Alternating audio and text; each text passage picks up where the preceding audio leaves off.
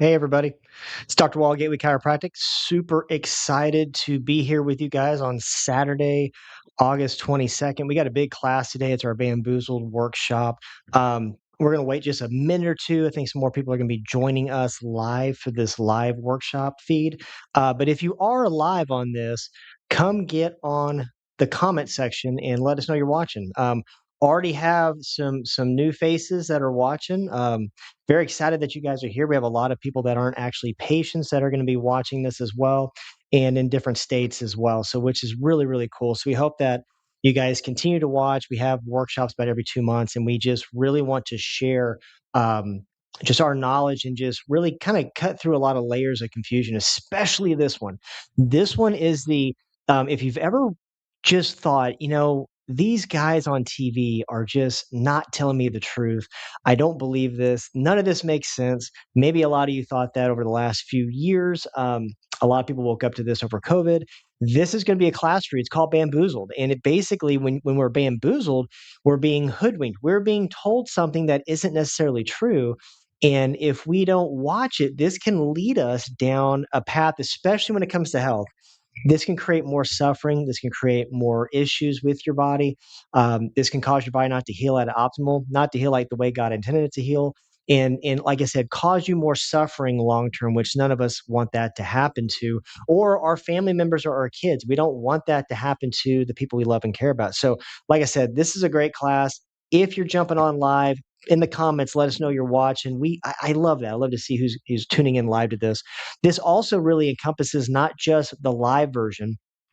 This is I think is always best to get on live. If you have questions on things that we talk about, you can ask your questions in the comments section. At the end of this workshop, we'll do some Q&A. I address every question at the best of my ability with you guys, because there'll be some questions on this one. We have some topics that I say this lovingly. This one might make you mad a little bit. This is going to make you a little bit upset, especially some of these topics that we hit because you weren't maybe told the whole truth on this. Um, and I don't know about you, but I don't like being lied to. I don't like being bamboozled. I like just tell me the facts, good or bad. Tell me the facts, and I can kind of make some decisions on my health and my family's health based on that. Well, these are going to be some things that might shock you, especially if you're not a patient. If you're a patient, you hear me talk about this a lot with our newsletters. We do research with every newsletter that we put out to you guys. When we have classes playing in the office, you guys learn a lot that way. And then obviously our workshops you get on regularly. But always got to remember a lot of you are first timers. So if you're a first time participant in one of these, we love you. We're so excited that you're joining us. But let us know. Let us know you're watching. Like I said, that stuff pumps us up. So we're making a difference and an impact in not just our office and our patients, but also their family, their friends. That's what this thing's really all about. So, just for those of you that are new, because we have a lot of people that this is your first class you're joining us with. There's an outline to the way we do things here. I'm pretty linear in how I address, especially how we teach. I like to make sure you guys are following and understand it well. So I like to kind of plan on how we teach to reflect that. But when we're talking about things, you're going to notice that we're going to be explaining things, and then we're going to actually have a couple things of resources to actually help you along this journey with some of the topics we talk about. So if you didn't know this, all of our resources in our practice, our whole nutrition store is actually marked down on sale for people that like you that are joining us, that are taking your time to watch this. We want to reward you with sales on anything that we're talking about, plus stuff that we're not. Our whole store. That way, you're investing in your health. We want to make it a little bit easier on you. And then we have some bundles as well. We have a bundle for this class that is marked down even more. So, like I said, just there's a lot of savings in a workshop. So if you're watching live, you can take advantage of that. You can text. I'll put the numbers up in a little bit. You can text our office number if you want to order something while I'm talking.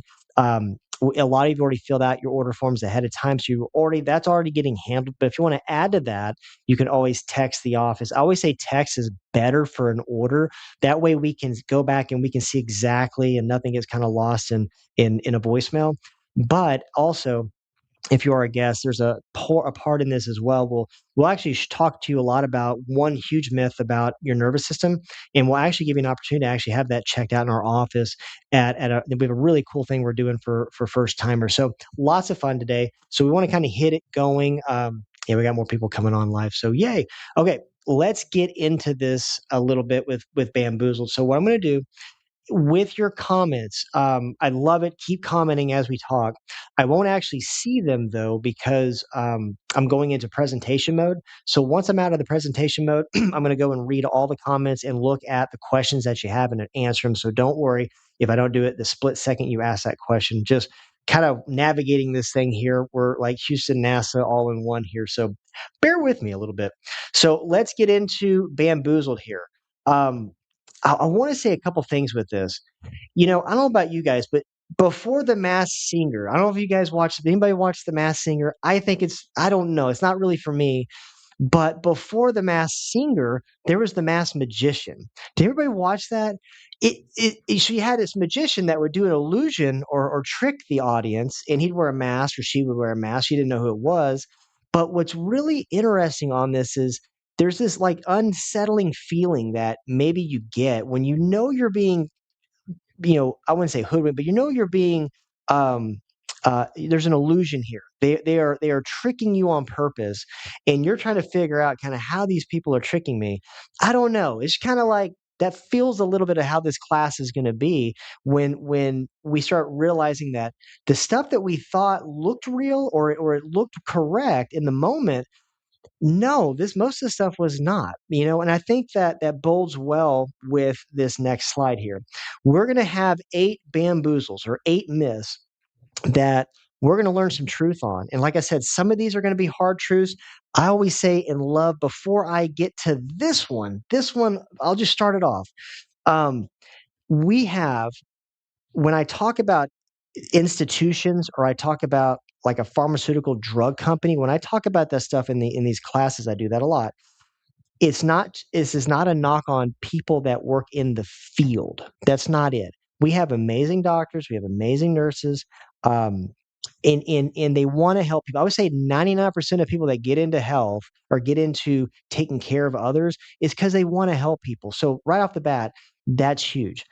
However, the beef that you're going to see that I have, it affects doctors and nurses. It does because the institutions and the drug companies that fund these hospitals and its institutions, they are what is actually telling the doctors and the nurses on protocols and how to treat you. For instance, we all made it through COVID, thank goodness. What a crazy time that was. But when you started finding out how the hospitals were getting paid for patients that actually had COVID or patients that passed away and from COVID, that they got incentivized, they got paid a lot more money for these cases, you started to see normal cases of flu. You didn't see flu anymore. You saw everybody had COVID. Everybody was, at one point was kind of, no matter if they had an auto accident or if they had a heart attack, they still had COVID as a cause of death. You started seeing some weird stuff because the incentivations were there towards from the government to the hospital. So stuff like that, that's where my beef is because it really gets into patient care. And so you're going to look at this, you're going to see a plane that has crashed in a river. And obviously it's a very scary, sad thing when that happens. But I want you to understand and put this all in perspective here. Here's the bamboozle that we've been told. We've been told that our country has an excellent healthcare system and trust the experts. Oh my gosh. Hopefully when that you hear that trust the experts or I am the science or lately science doesn't like to explain itself, it likes to plead the fifth. When you see that stuff, that if that doesn't like make your blood curl, like, that's huge. That's what I hear or when I feel like when I see that statement, "Trust the experts." Well, who's the experts? Where are the experts getting their information from? Are the experts making a lot of money off of these decisions? Is that affecting do they have a conflict of interest? That's what people don't ask. We just assume everybody's, for the best interest of us. But this is big because there's a couple of studies out there, and these aren't new. These are from Barbara Starfield in 2000. This published in the Journal of the American Medical Association. This was one by Gary Null. This came out in 2010. Death by Medicine. You might be shocked that our country, as a compared to the 40 industrialized countries on the planet, we don't rank number one when it comes to healthcare. Matter of fact, we actually rank 37th out of 40. Can you imagine that? 37. There are 36 countries better than us at keeping people healthy. Can you imagine that? Some of you might agree with me, some of you might not, but look it up. It is fact. This was research done by Gary Null in his article "Death by Medicine." They looked at iatrogenic death. I don't know if you are familiar with the term iatrogenic death. What that basically means is that it's by a couple things. They call it doctor induced, but it could be a couple other things as well. Essentially, this is you follow. Like obviously, we understand people that follow. They don't follow the prescription guidelines correctly. They don't follow through properly as a patient on their end. They take stuff at wrong times or they mix things. But this is including people that do things right, have the right surgery or have a surgery. They take the medications that their doctors are prescribing them to the T. This counts for bad handwriting by a doctor that gets filled incorrectly by a pharmacy, and then that's given to a patient in the wrong dose. Like 30,000 people a year die from that, from bad handwriting. Did you know that? In America, 30,000 deaths are from bad handwriting from the doctors. Crazy. But they add all this stuff up. What they found is about 780,000 deaths a year occur in our country alone, just America, from what's called iatrogenic death. But that means you went to the doctor for a certain problem, you did what they recommended, and then the outcome was you died. 700,000 plus people. The only thing that's higher than that is heart disease deaths, and then cancer is getting close. But this is literally one of the leading causes of death in our country. It's just participating in the healthcare system.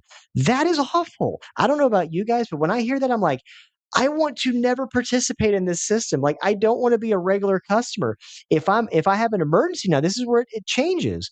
If I have an emergency, so about 10% of the visits to the ER are legit like somebody fell, broke their arm, they broke their leg, they might have been shot or stabbed, just crazy stuff like trauma, really bad auto accident, and the person has, you got to save their life.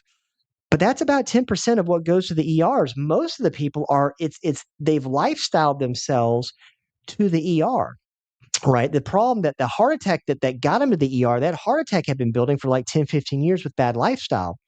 And people don't realize that. So my point is, you would think that our healthcare system would rank high, but we're really good at emergency care. We're really bad at getting people healthy. This might make sense. We just don't get people healthy.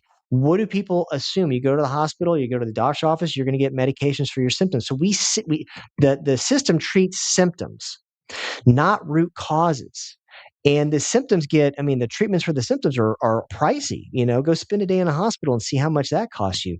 This stuff is a really bad recipe for disaster. And so things get worse. So if you didn't understand this, I'm going to throw some stats at you that are old, meaning they haven't addressed these things since these stats came out, this research came out. One of them was done um, well, there's a couple just comes to my head. So we are last in years of potential life loss. That is an actual looked at metric by how well does our healthcare system keep it. Like let's just say that God designed you and me to live to 80 in really good health before things maybe go bad, but we're in really good health. We can function. We're not on meds. Like everything's working well. 80 years old, full life right there. What they looked at is how well does our healthcare system keep you hitting that goal if you participate in the system, right? If you go to your doctor's checkups, you go to yearly physicals, all that stuff. How well does our healthcare system keep you all the way healthy till 80? We rank last in the world for what's called potential life loss, meaning the more we participate in our healthcare system, the more years are taken off of our life. So basically, the way I think about it, maybe this offends you, maybe this doesn't. I love you. This is not to offend, but I just say things that are on my mind. Our healthcare system is can stop God, so to speak, plan for our health better than any other country in the world. That's not a good metric to measure, right? That's not a good one. We have the highest death rate before two and after the age of 60 in America. These are awful statistics. That's kind of when I would think you would need a doctor the most is before the age of two and after the age of 60. But like I said, and here's another one. This one really hurts as far as kids' health goes. Kids have not gotten healthier under the guidelines of the CDC or the NIH, the American Academy of Pediatrics. Kids have gotten more sick since I was little. So you're talking about an 80s kid here. I was born in 1980. I look back to where I was at 80, you had about a 12% chronic illness rate for children, meaning 12% of kids were on a medication for a chronic disease. They haven't checked this since 2012, but do you know what it went to in 2012? Right, that's 14 years ago. In 2012, it was 54% chronic illness rate for kids in America. Half the kids in America were had a chronic disease process. They were taking medication for it. Half the kids. That was before COVID, folks. Guess how do you think that's gone up? I do. So the big bamboozle on this is the stuff that I'm going to talk to you about. If you have grown up in this system, I did for a while, you have to break free of it. It's really tough. You go through a learning process, but when you break free from this and you start seeing things from a different perspective, your health will be much better. You'll be on a lot of less medications. You're going to have a way better trust factor in the experts. You'll see things that are pretty shady from a mile away when you really start approaching your health this way. We always teach patients to work with your body, not to trick it, not to stimulate it in a bad way, not to cut something out unless it's absolutely necessary. But first thing is we work with the body. And when you do that, your body will respond. It's remarkably made. We are designed to work and heal well our whole life, not just the first, 40 years. So hopefully that makes some sense. That kind of leads us into this next, like, we're going to go down a few rabbit holes. I hope that this is making sense to you. Hope you're not already mad at me.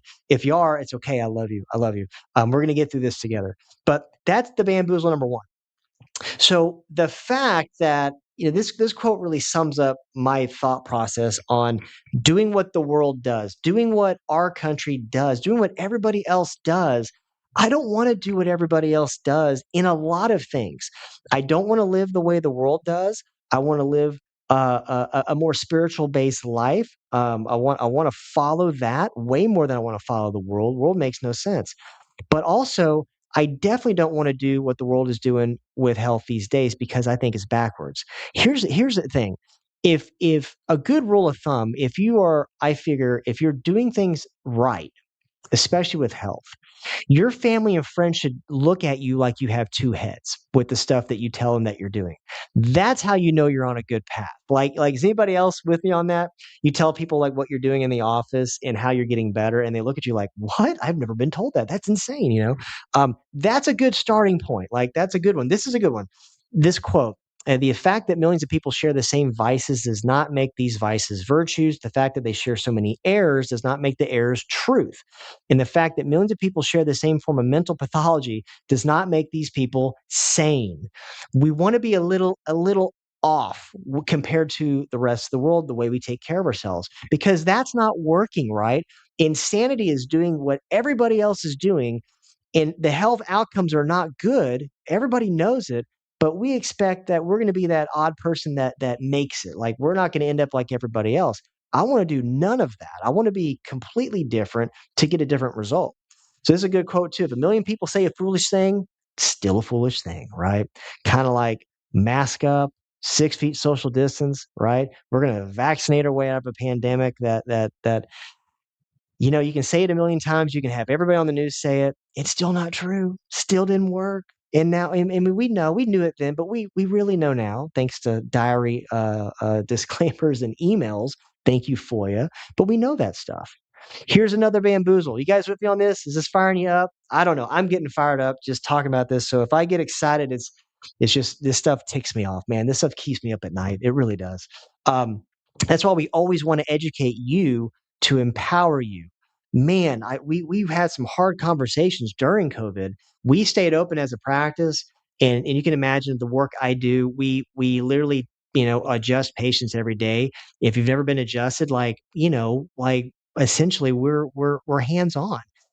So we're in a position where we had to really stick to our guns, have a lot of hard conversations with patients and in the public, but loving, just this is how the body works. These are how viruses work. Just really, we had to educate even more.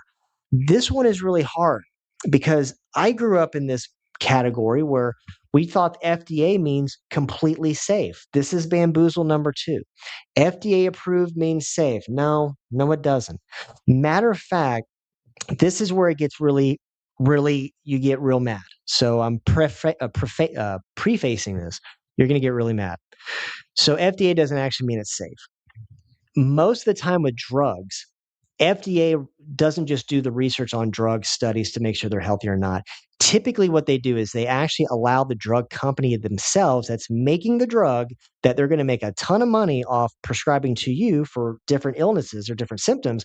They let the drug company do all the drug trials and then take that data as okay, this one's safe or not. What they fail to understand, or I don't think they fail. They know this. This is the internal this is kind of the internal workings of how dishonest this gets. Drug companies rarely disclose all the bad things that happen when they're doing the testing on the drug. If they pull a drug from testing, you understand that is a incredible bad sign. Like that drug is so bad, they can't even hide it. But even then, they'll let drugs, on the market that they know have harsh side effect panels, and they're not telling the physicians that prescribe them how bad they are. The drug company's internal documents show this.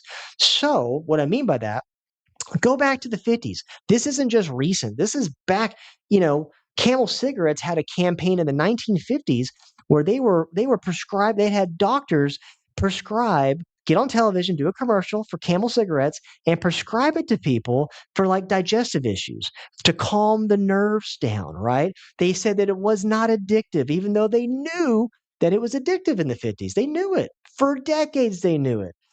That wasn't just a one-off thing. You think about everything like DDT that they were spraying on kids back in the 30s and 40s.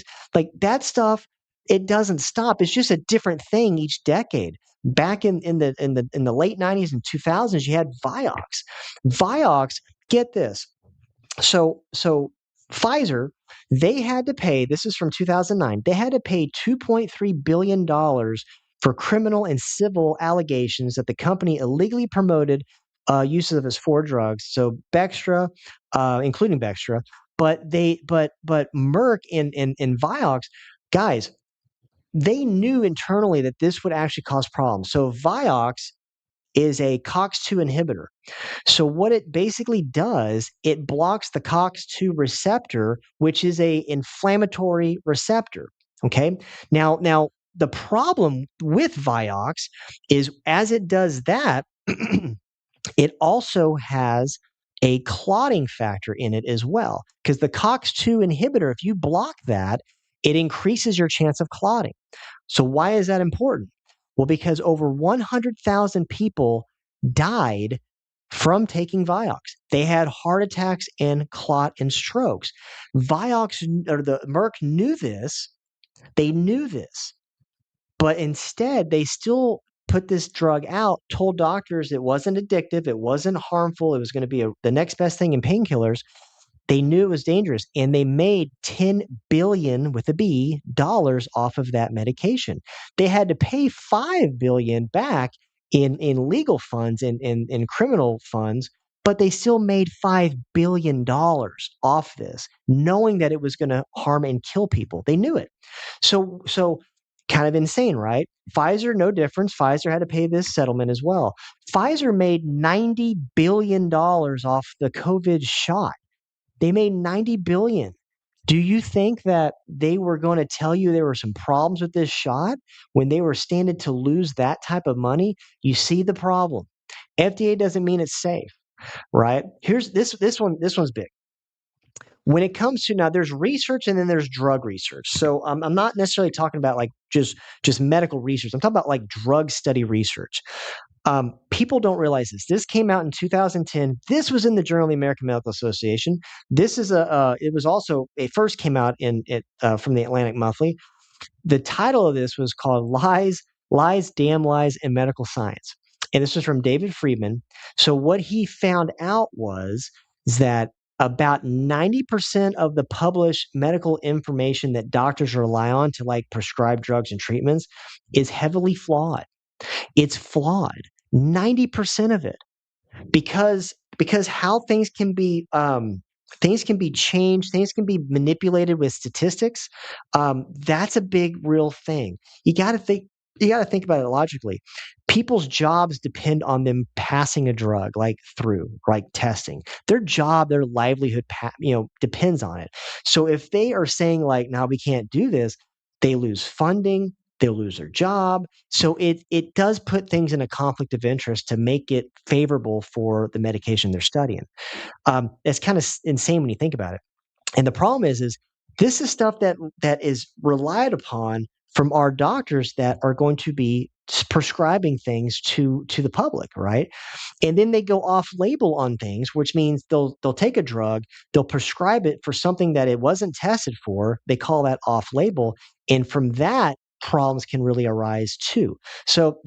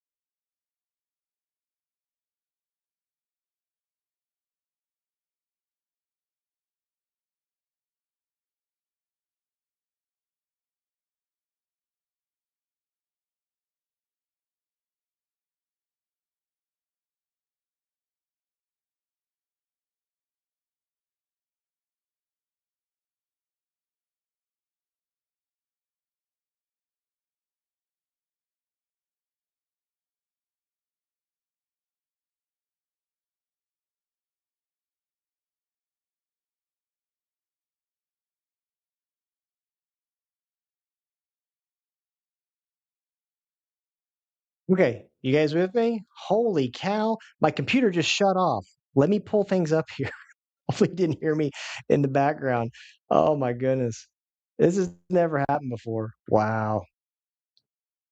Okay, bear with me. I'm pulling up everything. My whole computer just shut down, guys. That's insane. You guys with me on this? You guys still hear me? Oh my goodness. Pull this up here. Don't worry. Can't keep us down. All right, let's see here. Okay. So we're going to add to share screen here. We're going to pop everything up. Perfect. Okay, we back? Are we back? Oh my goodness. Yes, Miss Monica. Yeah, I agree with you. I think the drug companies were hearing in on us. They turned us off. It's crazy.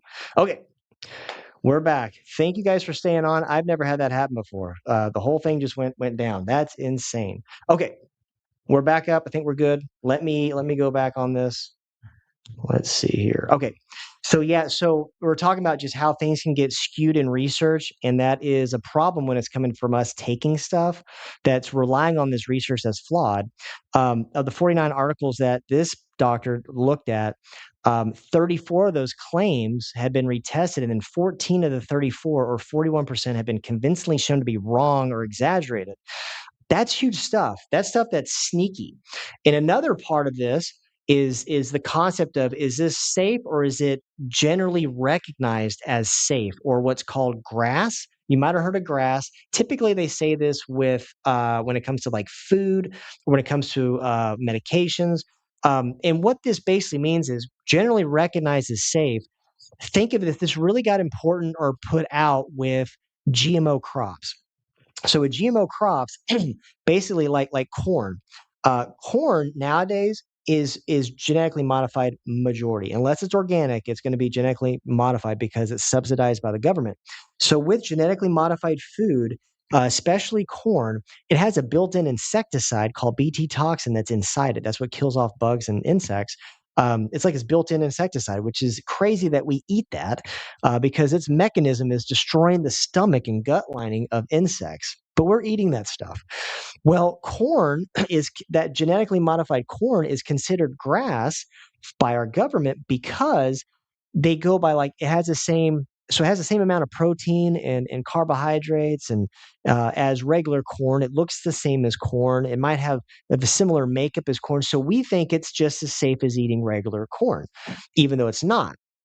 That's grass. So since 2000, food and chemical companies have used the grass loophole and FDA's voluntary submission process to approve nearly 99% of new food chemicals. But those aren't just chemicals that we know about. Companies can add substances to food without ever notifying the FDA. Did you know that? Most people don't know that, leaving both the public and the regulators in the dark.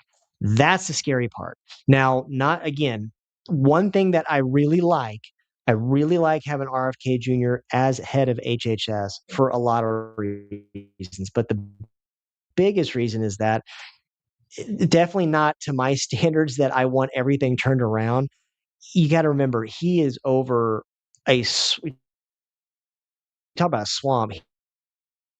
He's over HHS, and when you have that going on, um, there's a lot of people that do not like him. And this isn't just like one side. I'm going to tell you something. There are a lot of people on both sides of the political spectrum that hate this guy. They don't. Why? Here's the reason why. Because most of your politicians are taking money from pharmaceutical lobbyists. They just are. You can look up at how much some are insane. You're like, holy cow, it's like a spokesperson for this drug company, but they all take money. And the people that take the most money hate this guy the most because he's trying to at least get the chemicals out of our food, get the fluoride out of the water. He's doing so much, but it's also like you take two steps forward, you take one step back. It's insane. So we just I really hope that he gets some more help up there. So here's a guideline from um, eating. Let's start with this. Should be like another bamboozled that we just need five servings of fruits and vegetables, and then we'll be okay with everything. The reality on this is we can't eat enough. So if you're a big fruit and vegetable eater, just know that you're probably undernourished because most of our food is ultra processed these days. Half of kids don't get their daily intake of fruits, and then 90% of kids don't even get their intake of vegetables daily. But the problem is the soil that our food is grown in these days isn't nutrient dense like it used to be. Let's just say 50 years ago, your grandparents got away with just, getting their RDA, their all the nutrients from like an apple from the apple tree, right? Because or they grew all their, green beans. They got all their nutrients from that, or all their stuff from like a watermelon or an orange was exactly what was in that orange.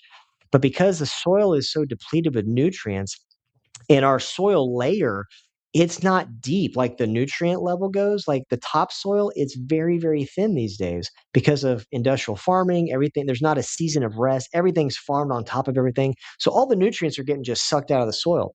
So when we're eating like vegetables and fruits, if you do that, you're not getting near what you would have got 50 years ago from eating like one orange. So now you'd have to have about 12 oranges to have what you would get from one orange 50 years ago.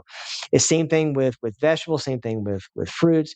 So the problem is you might be eating healthy, but you might not be getting near enough nutrients because it's just not in the soil. Organics can be a better option because at least they can't, chemically spray the soil. But the best part would be to look for like a regenerative farming, regenerative organic would be best. If you're looking at that, you're looking at like regenerative farming. They actually take the time to let a area rest for a season before they plant another crop. They try to flood the ground with more nutrients so the food is being grown nutrient dense. That's a big deal. So you want to look for that option. We have a really good book that kind of gets into how to what to look for at the grocery store. It's our five essential book. That's gonna be a big one. If you don't have that, it's got a recipe book as well. It's pretty cool on that.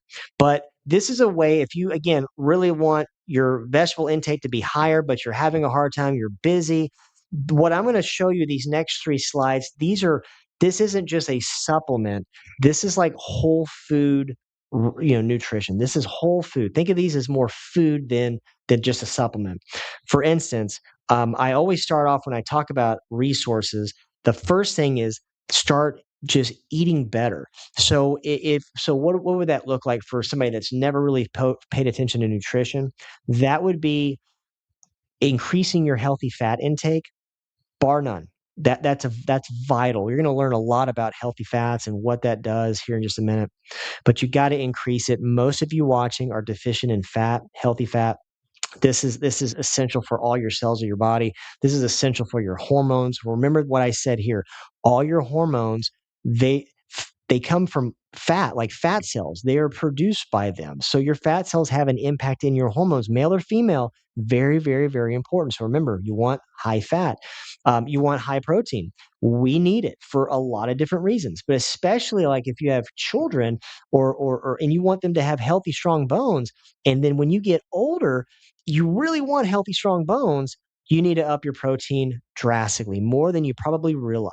Half of the matrix of bone is protein. We always focus on like the calcium and the minerals of bone, but half of bone density is protein. So if you want strong bones that can bend and give a little bit, not be brittle bones, or when you maybe have a fall, they crack real easy, right? With osteopenia or osteoporosis, those things can take you out, man, when you get older.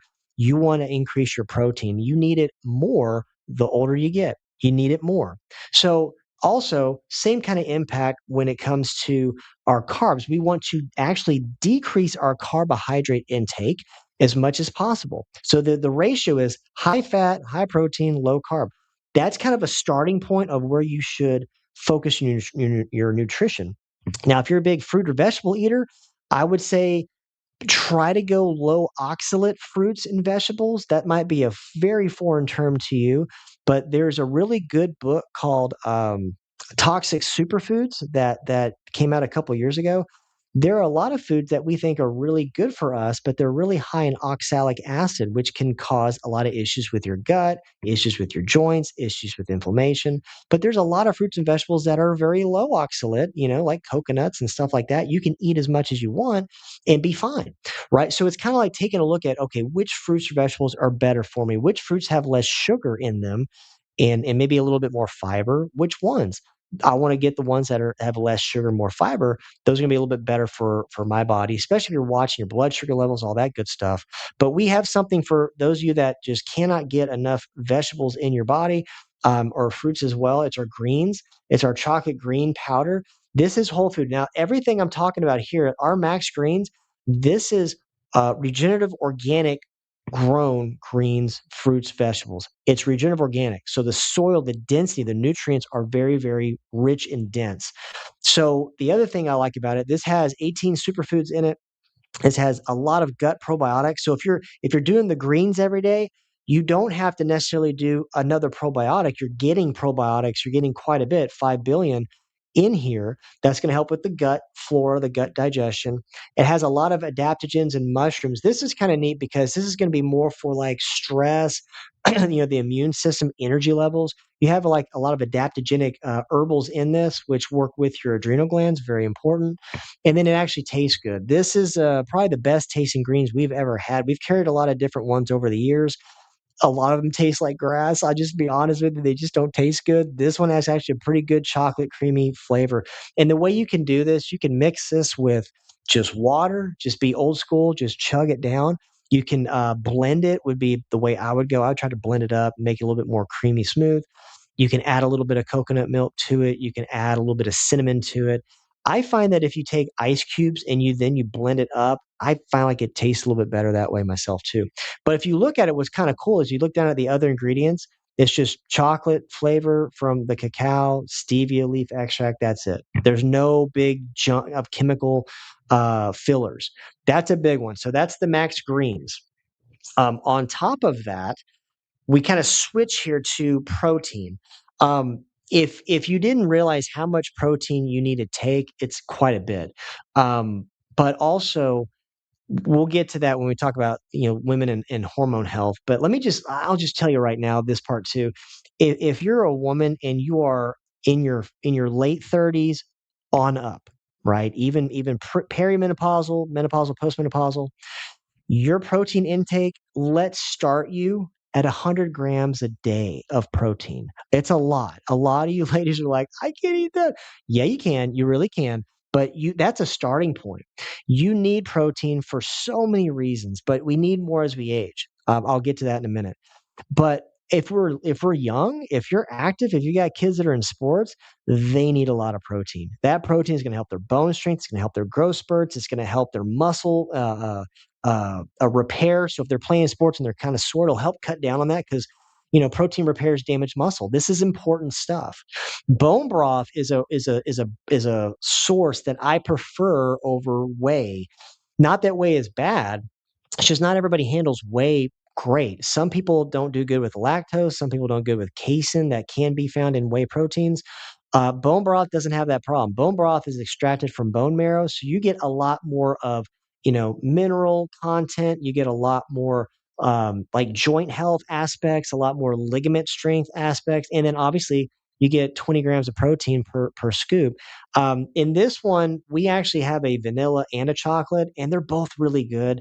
I will mix both together and get a lot that way. So I like doing that, making the shakes. But same thing, you can do this with water. You can do it with coconut milk. You can do it with if you're gonna do it with cow's milk, maybe A2 cow's milk or raw milk. That way, people usually handle those a little bit better than traditional pasteurized milk. But you're putting in stuff that is food. This is whole food. This stuff, like I said, it is rich. There's no fillers in it. It's just the protein, the bone broth, a little bit of cacao or a little bit of vanilla, and then the medium chain triglycerides. That's healthy fat. So we want this matrix in our body on a regular basis. So those of you that are having a hard time eating 100 grams of protein, this is a great little snack. Gives you 20 grams each time you drink. Can be very helpful in your journey to increase your muscle strength to prevent sarcopenia as you get older. People forget you can add protein better. A combo that I would do not only the protein powder, I would do the collagen peptides. Everybody wants peptides. Peptides is essentially the way that this nutrient is delivered. Your body will absorb it better and utilize it better. Collagen is going to be really good for like skin health, for tissue repair as well, for joints and tendons and ligaments, for hair even, and for your obviously for skin. But what's cool about the collagen peptides that we use, same thing. It's pure path. It's regenerative organic. It's not coming from an isolate form. It's not coming from a chemical form. It's not coming from just traditional collagen sources. This is sourced from bovine collagen. You have 10 grams per scoop of bovine collagen and then chicken bone broth, but also you have 9 grams of protein. So this actually has a little bit of protein in it. So what I would do, because it's unflavored, I would take a small unflavored scoop of this, mix it with my protein all in one, drink it down. I get two things in one. I loved it, especially if you're exercising and you do that regularly. This is a really good one to help with repair. It's always best. You can any time of day is good as long as you're doing it. But if you can manage it to where as soon as you're done working out, within about 30 minutes of you done being done, that you're making this and taking it in right after you work out, that would be the like mwah, like the cherry on top best time to do that to repair what you've just broken down from your workout. So huge stuff. I think that's vital. But those are whole foods, right? Those are foods that even though it's in a powder form, we're getting a ton of nutrients from that, and that can bridge gaps with those of you that maybe haven't ate really well for years, and now you're starting to eat well. Taking these things in can help bridge the gaps. So hopefully that's making a little bit of sense to everybody watching here on that. So bamboozle number 3, this one's important. Oh my goodness, we have so many people that right now have had their babies that are pregnant, maybe a second time or pregnant for the first time.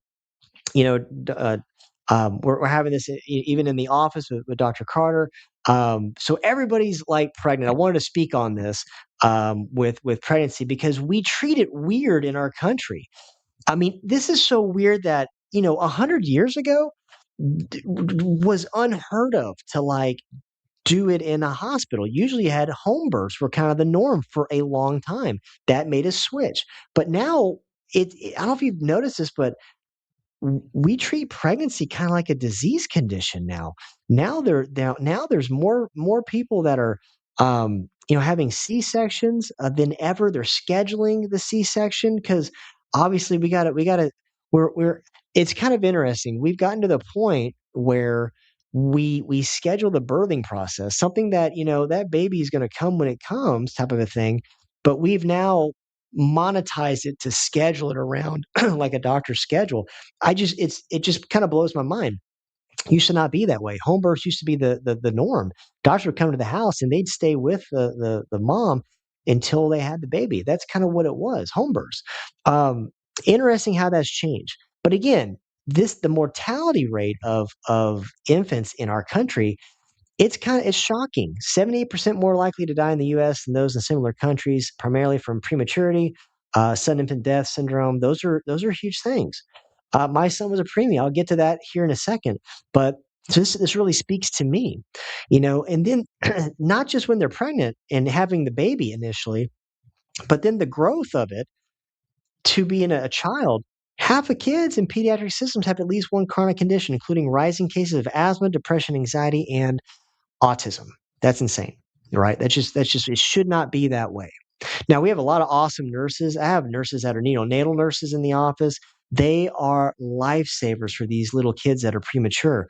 But like I said, it's like there's we shouldn't have so many premature babies, right? But thank God we have some caregivers that can help in those cases. But like it's kind of nuts. It's kind of crazy what it is like there with pregnancies these days. So a good acronym is called the BRAIN tool that is really good for, I wouldn't just say for mommies when you're pregnant or when you have a little one, you're taking them to the pediatrician. This should be for all of us watching. Anytime we're getting news on health or decision, it might be a good idea to take a step back, use the BRAIN acronym, which is B is for, what's the benefits, then what's the risk, are there alternatives that might be a more natural thing? Are there alternatives? In most cases, there are. What is your intuition? What is your gut telling you? Because we need to trust that a lot. And then the N is like, what if I do nothing? Will this take care of itself? Are we kind of jumping the gun here? In a lot of things, you'd be surprised. A lot of things, if you literally did nothing, you would probably be better off than some of the treatments that you're getting prescribed to do. Isn't that crazy? It's wild when you think about it. But this can help you a lot in this instance. And I'll tell you something that's amazing. So a lot of you don't know my son's story. So when my son was born, so we had to take Aiden. Let me try to move this. Move it here. There we go. So we had to take Aiden to the hospital. So my son, we were going to have a home birth with Aiden, but he came 5 weeks early. Surprised us, right? Surprised the tar out of us. We even had like a baby. We had like a little trip planned. Literally the day before the trip is when he was born. So we weren't expecting that. It was crazy, right? So he came 5 weeks early. And so we had to go to the hospital. We weren't planning on it. So we had nothing, like no clothes, like nothing planned at all. No snacks, nothing. Everything was at the house. So we had to run basically because the only midwives that were available, because we had a midwife, we were going to have a home birth, but she could not do that in the hospital. The only hospital that had midwives on staff was in Cleburne, and I'm in West Fort Worth. This was before the Chisholm Toll. It took us because it was like 3 o'clock traffic. We had to go down 35, down through Burleson, in through Joshua, all hitting all the lights. Shanna's like 4 centimeters dilated. This was like an hour and a half long commute from my house. Crazy. Thank goodness they put that toll road in, but like back then we didn't have it. So we're driving down there. She's not having a good time in the car, obviously. And we get there and we had to use this brain tool quite a lot because right off the bat they were trying to put the IV in her. They couldn't get it in. They couldn't get the basically they couldn't get it set up. And Shanna's was a phlebotomist for years with Carter Blood Care, so she knows like, oh my gosh, this is not good. She's all black and blue, and they're like, well, we need to put this in for you. And finally she's looking at me like, I don't want to get stabbed anymore. Like, let me have the baby. And I'm telling the nurses there, I'm like, hey guys, let's just take a break. Let's stop doing this. She's not having it. We just need to have the baby. And they're like, well, you're gonna have to stay an extra day in the hospital if we have to administer antibiotics or something to her. And I'm like, okay, if we have to do that, we'll stay an extra day. That's fine. I just don't want this to be, you guys to keep trying to stick my wife because you're not getting anything. So that was off the bat. she's all black and blue tape, bandaged up on her elbow. So we go in, and it's just like everything that could go wrong in your birth plan went out the door with this. So she wanted to have a home birth, didn't happen. She wanted to do a water birth. We had at the Cleburne Hospital, they just got their water tub in, and so we were like, "Oh, hey, this is God talking to us. This is great. We can actually have the water birth, just a little different, type of a water birth than we thought." So she's in there, and she's in there for a few hours, and nothing's happened. She just can't get. She's too comfortable to push. So she wanted to do a water birth, didn't happen. She was pretty upset about that. So she ended up in the position she didn't want to, which is just the traditional laying on your back having the baby. That's what she did best. Didn't want to be in that position. And literally every nurse on that floor was coming in and watching because none of them had seen a water birth before. So Shanna is like, I don't want anybody in here except just the nurse and my midwife and my mom. Everybody's coming in and out. And she's just like, you can tell she's just like, I don't want to be here. I just want to be at my house having my baby. And so Aiden, because of the birthing process. So he comes out. The nurses, the OB-GYN is not even there. He comes the next day. The pediatrician the next day. This was the nurses that were midwives. They delivered. They did a great job delivering him. They didn't grab his neck. They let him come out about halfway. Finally got him out, but it took a while for Aiden to come out. Even being as little as he was kind of jammed up because the mucus plug from Shanna, it didn't pop, it didn't rupture. So he kept getting kind of jammed in when she would push. And finally, they popped this mucus plug, and like a minute later, he just comes on out. But I noticed something when they put him on Shanna. We were going to, let the umbilical cord get all the nutrients to him before they cut it. We had this plan, right? We had the plan, and nothing was going according to plan. Well, what they did was they actually they noticed really quick that, and I did too, that he wasn't screaming like, babies should. They should be screaming and crying when they're born. So he's not screaming. He's actually having a hard time breathing, and he's not pink. So, little white babies should be pink when they're born, right? So he's more like a bluish color. And I'm like, oh, crap, like what's going on? He can't breathe. So right away, they go into emergency mode. They cut the umbilical cord real quick, pull him away from Shanna. He's on this little heating, pad under this little hot lamp, and they're checking his vitals. And the nurse, I'll never forget this. She's like, his left lung's collapsed. That's why he's not crying. He's struggling to breathe. She goes, in this situation, what we're going to do is there is a small chance that he might regain his function. Most of the time that doesn't work.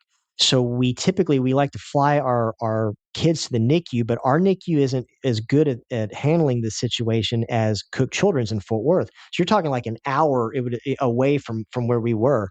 And I'm freaking out. In that moment, I'm like, oh my gosh. So Shanna's there. She doesn't know this has been said. She's still just kind of recovering from having her baby. But I'm like, oh no, what do we do here? And so for a second there, it felt like forever. But for a second, I'm like, in my head, okay, worst case scenario, what do we do? What do we do? Is my son going to be away from us? Do I got to go to this hospital, leave my wife? All those weird thoughts are coming in. But then I'm like, hang on a second. Let me check his neck. Because if he's not breathing well, I know how much chiropractic had made an impact on my asthma. I was a bad asthmatic. I'm like, let me just check him. So I go to the lead nurse. I'm like, hey, look, I'm a chiropractor. I adjust babies all the time. I want to check my son real quick. I want to check his neck. And then she was like, no, you're not going to touch his neck. Like if he's not breathing better in 10 minutes, we're hella flighting him to Cooks. And I'll look at her. I'm like, oh, I'm sorry. This isn't like a discussion. Like I'm telling you, I'm going to do it. I'm not asking. I'm going to adjust my son. And we went back and forth for a minute. And finally, Shanna's sister, who was a trauma nurse, stepped in on our behalf. And then our midwife stepped in and finally got this lady to back off. And then I'm checking him, and he's so little because he was 5 pounds when he was born. So little bitty guy. And so I'm checking his neck with my pinkies. So I'm just checking his neck, and his left atlas, his C1 bone, is so stuck out. I can feel it in his neck. And I'm like, oh, okay. So I have a little instrument that we use for babies. We adjust. It was it was called an activator, but we adjust the C1, and I adjust him. I do some other, pressure points, because it's not like they thought I was going to like adjust him like an adult. No, we do it very differently for a child, but we were pressure adjusting him. And then Literally, I can't tell you how quick it was. It was very quick. So we adjust him, and then he starts screaming, crying. And so Shanna, who doesn't know what's going on yet, is like, "Oh no, what's going on? What's wrong? What's wrong?" And I'm like, "No, no, Shanna, this is good. He's screaming like that's good. His lungs are filling up." And sure enough, they're checking him. They're like, his blueness goes away. He gets to like that pinkish tint for a newborn baby. And they're like, they're flabbergasted. They have no idea they thought I just did some voodoo to my son or something, right? They're like, what did you just do? We've never seen this happen. They're always sent to the NICU when they have, it's called alactasis. When they're this, because it's premature, it's just the lungs aren't developed fully yet. And then another thing they thought that my son had club foot, which is the foot is like, it looks kind of like dislocated, bending in. His foot was not clubbed. It was winged. It's called winged foot. It was going out the other direction, but it was black and blue as well. So I'm like, well, let me check the rest of them now that you saw these breathing better. Let me check everything. And I was checking, I did some adjustments on the ankle. Same thing. The blueness went away, went to normal color.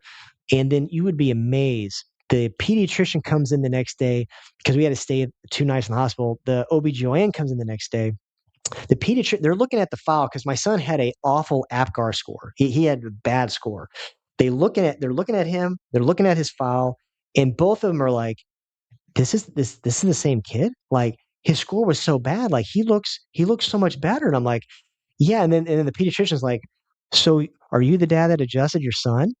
And I'm like, oh man, here we go. Here we go. I'm like, yeah, yes, sir, I did. I stepped in and adjusted him, and thank goodness because it really helped. And this guy's like, absolutely. He goes, I wish we had a chiropractor that was actually in here for this reason because we had to send so many kids to different NICUs. He goes, everybody should have a chiropractor in this doing this for little babies. And I'm like, okay.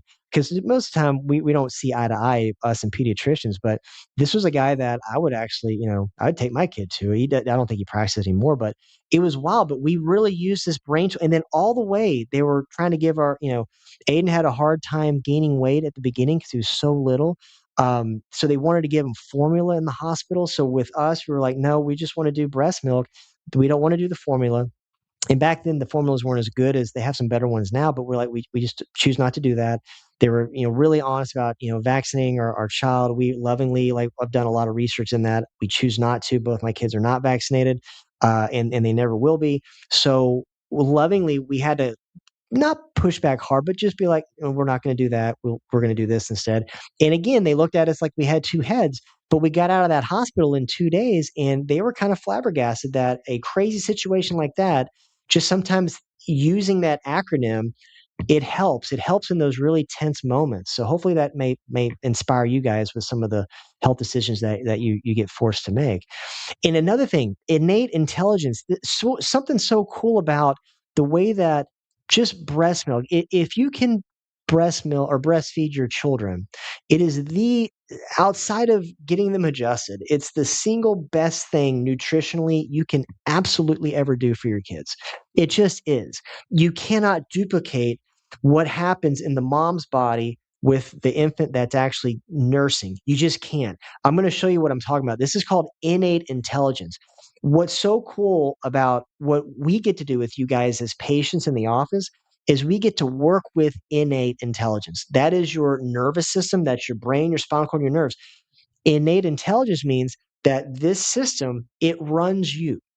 And it runs your body without your permission. It's innately done. So when you're asleep, you don't have to remember to breathe. Your body, it innately does that while you're unconscious. Thank goodness it does that, right? It's digesting food. You're not controlling that. You're not controlling all the different movements of motility in your intestinal tract. None of that is controlled by you. That's innately done through your nervous system. Mommy's mammary glands and the breast milk, that whole thing is called the breast milk cascade, the breastfeeding cascade. This is super cool. This breast milk you're seeing is just 2 days apart. You have the first one and the second one here day. In between this is the mom has a child that has a little bit of an infection they're fighting, and so what the mom's innately manufacturer for breast milk is going to do, it's going to change the components of the breast milk in response to how that baby is. And you're in the way it gets that information is through nursing. There's communication happening between the baby and then the stimulation of the nipple that tells the mom's, mammary glands what the baby needs. It's freaking amazing when you think about it. So on this right one, this one that's thicker, it's more yellow. It has a lot more antibodies in it, has a lot more healthy fat in it. Um, and for the baby's going to need more of that.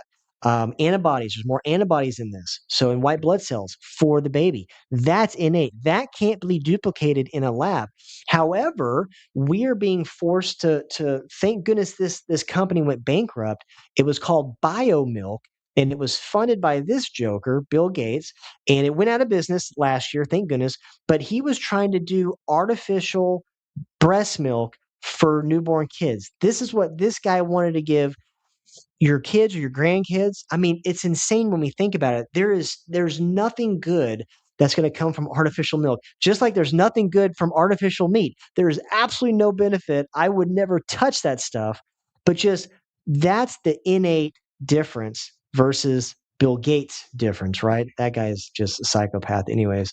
Um, this came out in the American Academy of Pediatrics. I'm going off on a little tangent here, so forgive me, guys, but this is just where I'm at. I get annoyed by this.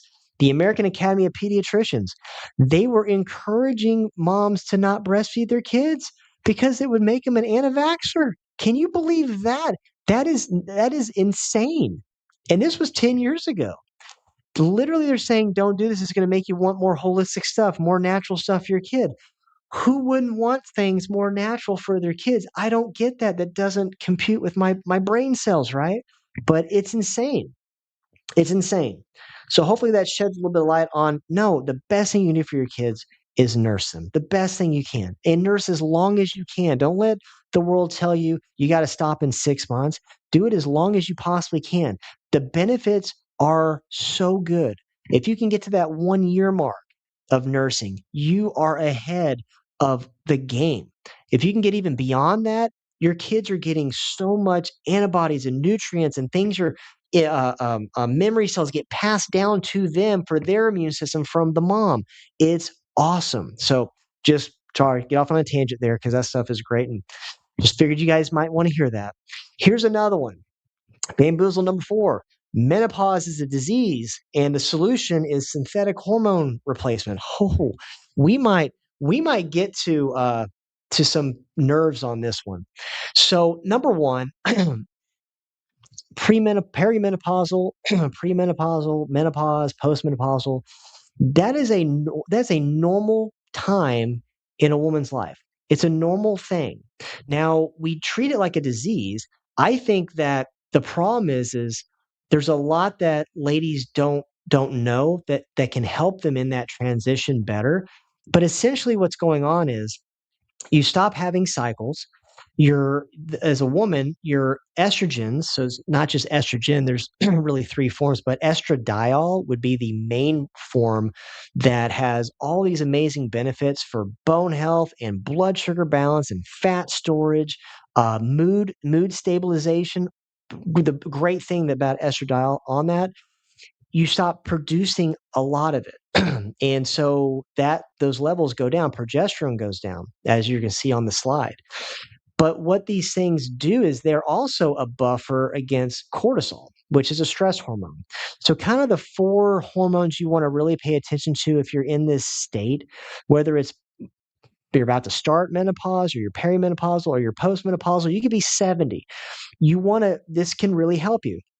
The four hormones you really want to focus on are going to be progesterone, estrogen, cortisol, and then even testosterone. Ladies need testosterone. Guys need more, but guys also need some estrogen, just not near like a woman. So we all have these four hormones, but they're in different ratios. But what's tough about with a woman is that they're not making it as much because they're not having their cycles really anymore. And so what can happen is estrogen and progesterone start to be less produced, right? But a lot of ladies think they don't make them at all anymore. And that's a lie. You do still make them. Guess what? You start to make them from your fat cells. Remember we talked about that earlier? You're going to make estrogen and progesterone and testosterone and from your fat cells, and then also your adrenal glands, which makes cortisol, but it'll also start to produce there. Now, this is important because a lot of the symptoms that ladies get into when they're not having cycles and they're getting into the menopause state and postmenopausal, they start having some big systemic changes. They don't sleep very good. They start storing their fat differently. Instead of, around the hips and thighs, it's stored under the arms or stored in the abdomen. That's a problem. That's usually a cortisol problem, right? That's usually what that is. But the weight gain is abnormal. Brain fog, the mood changes. The mood might have more mood swings. And then adrenal compensation. So the adrenals you start having cortisol starts binding to all these receptors in your cells, and it's not making any room for progesterone and estrogen. So what happens is you stay high in cortisol and you stay low in progesterone and estrogen. And then typically, if cortisol is high, testosterone stays low too. So then you start having like loss of libido. Your testosterone is like a master hormone as well. It's not just a libido hormone. People think about that, and it does do that. Thank goodness we have that one, right? But testosterone is also your like if you're just lethargic, if you're just on the couch, you don't feel like doing anything, you're just feeling lazy. Testosterone is the get your butt off the couch hormone and do stuff. Like it's the drive hormone. Ladies need it like guys need it, right? So these things really get skewed. And so the solution, there's a lot. I want to give you some natural things that's going to radically change your life. Ladies, if you're going through this and you want some solutions, you want some answers, this is going to help you tremendously. Um, you want to really start focusing on a couple things. So remember I talked about fat and hormones get made from fat, and you need more of that, especially when you're in your I'd say your late 30s on. You don't just need more protein, you need more fat as well. This could be the ultimate game changer in your mood and how you feel and hormones and handling this transition so much better. Because a lot of ladies, they get into trouble. They have more of a vegetarian type of diet. They have a lot more vegetables and fruits and carbs. They have a low fat diet. They have a low protein intake diet. And when this hits, it it just takes you out. It just takes you down, and then you start going, "Who am I in these last 5 years? I don't recognize myself."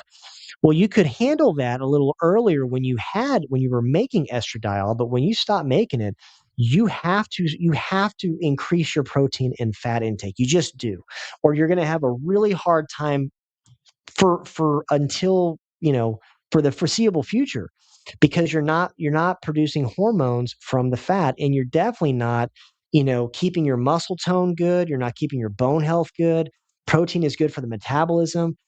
These things are so needed. So if you're going through this state, you need to complete I mean, if it was me, I would try to go as low carb as you can, high healthy fat, high protein, and this is where might get a little controversial. I would actually switch to more animal protein and animal fat if you can. If you're like a vegan, I get it.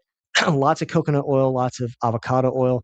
However, if it's not an ethical thing, and you can start getting like tallow, grass fed butter, fatty meats, eggs as well. You will absorb those so much faster into your cells in your body than a plant version. You just will, and you'll get a better outcome of it, hands down. So, like something that I can just share with you a little bit.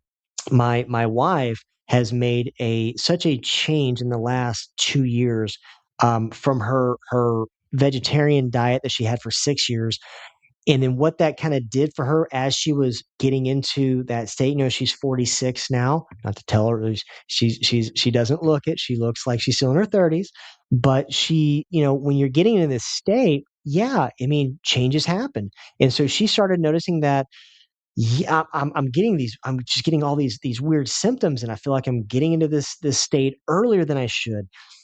But what got her to change away from that, finally, a lot of convincing for me, and then even our naturopath, who's a woman, was just like, woman to woman, you need to up your protein, and you need to up your fat, and we need to up it as far as like animal goes, so you'll absorb these things faster. And she did, and I really am so proud of her, because she has gone from full vegetarian to where she is a full-on carnivore, follows the diet strict, nothing but meat and eggs eggs and salt and butter, and that's it, man. And she's done that since last April. And the hormonal change that's happened with my wife, it's just amazing. Amazing. And a lot of these symptoms that she was dealing with, she doesn't deal with them anymore. Even in the state that she's in, right? Even kind of getting into that perimenopausal state.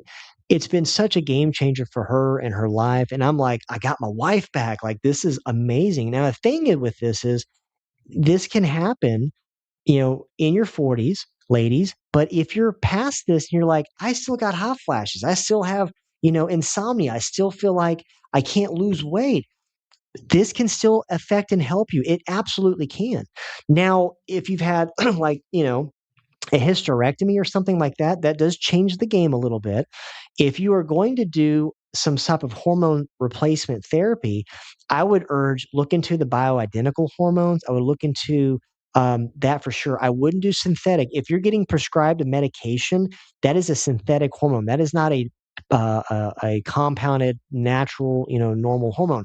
For instance, with estrogen, if you're not getting a estrogen, bioidentical hormone or a cream to put on, typically you're getting what's called Premarin, which is, as this guy is showing you, this is how Premarin is extracted. It's pregnant mare urine. That's Premarin. So that's how they get that synthetic, and they can patent it and they can make a lot of money off of it. The compound, bioidentical hormones are nothing as far as cost goes compared to like the synthetic or progestin, which is a drug that's not progesterone. They are not the same. So if you're going to do these, and some ladies need this, I would say bioidentical first and foremost. Get you where you're getting a good source from these. Then also, I would look at more of like creams or gels versus oral, just on a safety. Literally, you are so much better off doing the creams and the gels versus the oral um, hormone therapy. So just a little bit of thought for that. Hopefully that helps a lot of you guys. We actually have a couple things as we're getting into hormones that I think would be a big help for really helping a lady kind of get through this stage. This the hormone balance is really like we've used these because there's ladies in the 30s that are going through, perimenopause. It's so tough to see that, they just don't feel like themselves. They're miserable. These are things that we can recommend to help support your body through that process. So we have something called the hormone balance for women.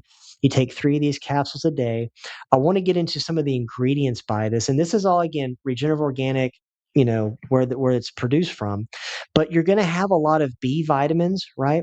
B vitamins are really big when it comes to hormone synthesis and hormonal balance. People don't realize that. Calcium is huge. Calcium assists in the regulation of menstrual cycles. It helps the severity of premenstrual symptoms. So it really helps the painful, cramping, stuff like that, bloating. Choline is big in the metabolism of estrogen. Selenium is really big for thyroid function. Magnesium helps regulate estrogen metabolism in your body. The organic blend that's in this is herbs and botanicals like black cohosh, green tea, and chast tree. They all to work together for hormone function. DIM, chrysin, transresveratrol, quercetin helps you absorb it into the body a lot better. These are big things that can help ladies, and this is a very popular one, so a lot of you might even be on this one. You guys tell me all the time how much you really like it, and I'm glad you like it. This is one that I don't take, just so you know, for obvious reasons, but it helps quite a bit, especially if you're seeing some fluctuations with progesterone and estrogen. Maybe you're not full, menopause, but you're kind of getting to where you're starting to see fluctuations and you don't like it. This can be really helpful. Now, we talked about cortisol being really high, and that just makes things worse for ladies when you're going through that change. The adrenal balance, and again, this was a supplement of the month, so we have so many people that rely on this one. This one is awesome. This is 2 capsules a day. It has this botanical blend of it, and it has adaptogenic herbs. So you have rhodiola extract, you have ashwagandha root in this. These are botanicals that actually help lower resting cortisol levels in the body. They also have, this is all stress related, cordyceps. That's a mushroom that helps promote energy production and balances your stress hormones. Octoconosol, that's a compound found in plants that helps regulate stress hormones. L-theanine helps healthy response to stress. Essentially, what you're getting in this, you're getting things that calm your adrenal glands down, and by doing that and feeding them, more minerals, more B vitamins, it's causing your adrenal glands not to spike the cortisol levels, so you're not as stressed, right? And that helps a lot with, hot flashes, mood swings, night sweats. It helps a lot with that stuff, but it helps you just kind of have your sanity back, ladies. So those are two big ones that I would recommend if you need some help, some additional help. But change your diet, get moving, get out in the sun, get exercising. These are all good things that will help with your mood, your hormones, anything you can do to build up your muscle mass, ladies. That's why you want your protein higher. These are things that are going to help you keep your muscle mass and not lose your muscle mass, because that's when it gets really bad. You can get osteopenic, osteoporotic. When you're not making estradiol near enough, that's when those things set in. Plus, it actually increases the heart risk when you are not having that buffer of estradiol to help protect the heart. So you want that healthy heart. You got to get moving. That is vital. That's vital. So hopefully, did that make some sense? Are we kind of hitting some touching some sensitive subjects, but are we doing it in a good way? Let me know in the comments if we are. Um, Here's another bamboozle. The flu shot. The flu shot is safe and effective. Trust the experts, right? Right. I am the science, right? Gosh, man, I can't stand Fauci. I can't stand the guy. This was a 10-year study, 10 different flu seasons. This was from 2009 to 2019. So before, the stuff hit the fan, they were looking to see just how effective is the flu shot in general. Like, does it really protect people from getting the flu? The answer is not as good as you might think. Matter of fact, the way they do this is they guess on which three strains is going to be coming from the east to west, and then they put that into their vaccine, and then they give it to you. And the chance that if one of those things you come into contact with, you'll be protected against. The problem is viruses mutate, just like you saw in COVID. They mutate all the time. And that's why the shot is not that effective. Matter of fact, the best out of that 10-year, the best year was 60% effective in 2010. The worst was 19%. I mean, that's just god awful right there, right? And then it just keeps getting worse and worse and worse. They actually looked at something recently last year, and this came out this year. You should read this. This was a Cleveland Clinic cohort study, meaning the 53,000 employees that worked at the Cleveland Clinic, they all participated in this cohort study. They looked at everybody. Most of the people got vaccinated for the flu that worked at Cleveland Clinic. There are people that did not. So they checked them both. It wasn't like a requirement for their job, but they wanted to test both and see who was better protected to the flu. Answer surprised a lot of people. 82% of employees were vaccinated against influenza. Only 17.9% were not. The vaccinated individuals had a 27% higher adjusted risk of influenza compared with the unvaccinated state. So that doesn't mean that that doesn't mean that they got flu 27% higher. What this actually meant was the flu shot had a negative efficacy on the employees that got the shot, meaning they had a 27% increased risk of getting the flu because they got the vaccine. Think about that. They took the shot to protect themselves from flu, but it actually increased the risk of getting it almost 30%. That's a crappy product. I don't know, ladies and gentlemen. I just think that's a crappy product. But so many people don't understand how this works. And that kind of boils into just the overall, the next bamboozle, which is just vaccines saved us from measles and scarlet fever and everything else under the sun. We were saved by these shots. That's not true. That has never been true. If you look at disease mortality rates, and this is a chart, and you should take a picture of this one, send this one to family and friends. You need to understand a couple big things with this. Number one, sanitation. So let me take this out here. You should thank your plumbers. You should think plumbers and sanitation workers at the turn of the century, underground plumbing. That is the biggest help in disease mortality and infectious disease spreading that we've ever had as a country is from that stage in time where we started doing better sanitation. If you don't realize this, just back at the 1900s, if you lived in cities, that was disgusting by our standards now. Disgusting. They didn't have underground plumbing. You had people packed on top of each other. And then you had a lot of these diseases are actually spread through oral fecal transmission. So the rivers weren't very clean back then either, especially with polio. You had people that were changing and using the restroom in rivers upstream, and then downstream you had people taking baths and bathing and getting water to drink from those rivers. And what happens is that's how things really spread back in that time. You don't really see that nowadays, but everybody thinks that it's these shots is what saves humanity. That is not actually true. It's the sanitation that did. And the way I want to prove it is we look at disease mortality rates. You look at the turn of the century. Now you're going to see something.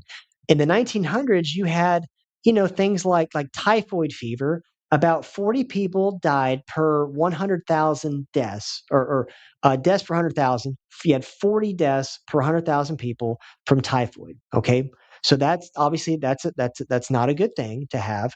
But then what you started to see with typhoid is, and every other one like diphtheria, whooping cough, measles, scarlet fever, you started seeing that they were very high in the 1900s. But then, as the turn of the century came, as you had better sanitation, underground plumbing, we started washing our hands more, right? You started seeing these things just flatline. They flatlined. And what's interesting is if you look at like this one here is diphtheria. That vaccine was introduced in 1920. You see it spike up when it was introduced. Why? Because they were giving people an attenuated virus. They were giving people the virus, a weakened version, but you had more cases because of that. People don't realize that. And then just started plummeting back down again. But at the same time, scarlet fever, which had no vaccine, followed the same trend. And then here's the thing. Look at measles. Look at measles, 1963. Everybody's so scared of measles these days. Measles, you didn't really see measles deaths in the 60s when they had the vaccine. It just flatlined. It was almost zero. People don't realize that these measles outbreaks that you see across the country, if you look at how many of those kids actually had the measles vaccine, it's the overwhelming majority of those kids had, because again, only like 3% of kids aren't vaccinated in our country. So most of these kids are vaccinated, yet they're still getting these illnesses. So it's not stopping the spread. Same thing with pertussis. Pertussis, it stops the symptoms. Pertussis vaccine does not stop the actual whooping cough disease, which is actually interesting because people will get the shot, they don't know they're sick, and they're around little kids, they can still get whooping cough. Versus if you were coughing up a storm and you felt bad, you would not be around the little baby. You would just stay away until you felt better. That's our body's like, hey, you're coming down with something. Let's not go handling babies response, right? So sometimes I would say all the time, your body's natural response to this stuff is always better. And the other thing that's interesting is, I'll get to this slide in a second because we're going down a very sensitive topic. Number one, if you're watching this, you're like, man, I don't know about this, Dr. Wall. Like, I'm with you on all this other stuff, but I just don't know about the vaccines, and that's fine. It takes some time with this one. This one is like the drug companies have a death grip on us with these vaccines. But there's places you can go to inform yourself. Always inform yourself, then make the best decision for you and your family. Not going to tell you what to do. I'm just going to tell you need to start looking into this because there's another side of this whole debate that you probably don't know about. National Vaccine Information Center, great. It tells you everything, good, bad, all the stuff you want to know about each shot. There's another book here that's called What Your Doctor May Not Tell You About Children's Vaccinations. Again, these are MDs, not DCs giving you this stuff. You should look at it. Another couple of good books is Turtles All the Way Down. That's a good one. There's another one called How to Make an Informed Decision to Vaccinate Your Child. That's by Mayer, Mayer Eisenstein. He's an MD. He just does home. He just did. He's no longer alive, but he used to do just home births for delivery his whole career. Pretty cool. There's another book by Sherry Tenpenny. Um, no, sorry, Suzanne Humphries, called Dissolving Illusions. And that gets into like the actual history of all this. So if you look at like stuff like the polio epidemic and you look at the COVID epidemic, it'll blow you away how similar the propaganda was during polio. Was almost, it's like they took that same playbook and applied it to COVID for everybody. It's almost word for word. It's actually it's kind of scary, shocking. Those are good books to inform yourself. If you're about to have a baby, if you're pregnant, get on this, read this, be prepared. You don't want, in the hospital to be your first time you're talking or thinking about this. Be prepared ahead of time and then make the best decision for you and for your family. I can't highly stress that enough. But there was a study that came out from the Henry Ford Clinic last year. There's an actual documentary which I encourage you all to watch. It's called "An Inconvenient Study." Inconvenient Study is the name of the documentary. This study was done by one of the top researchers at Henry Ford, and this was a guy that was not um, anti-vaccine.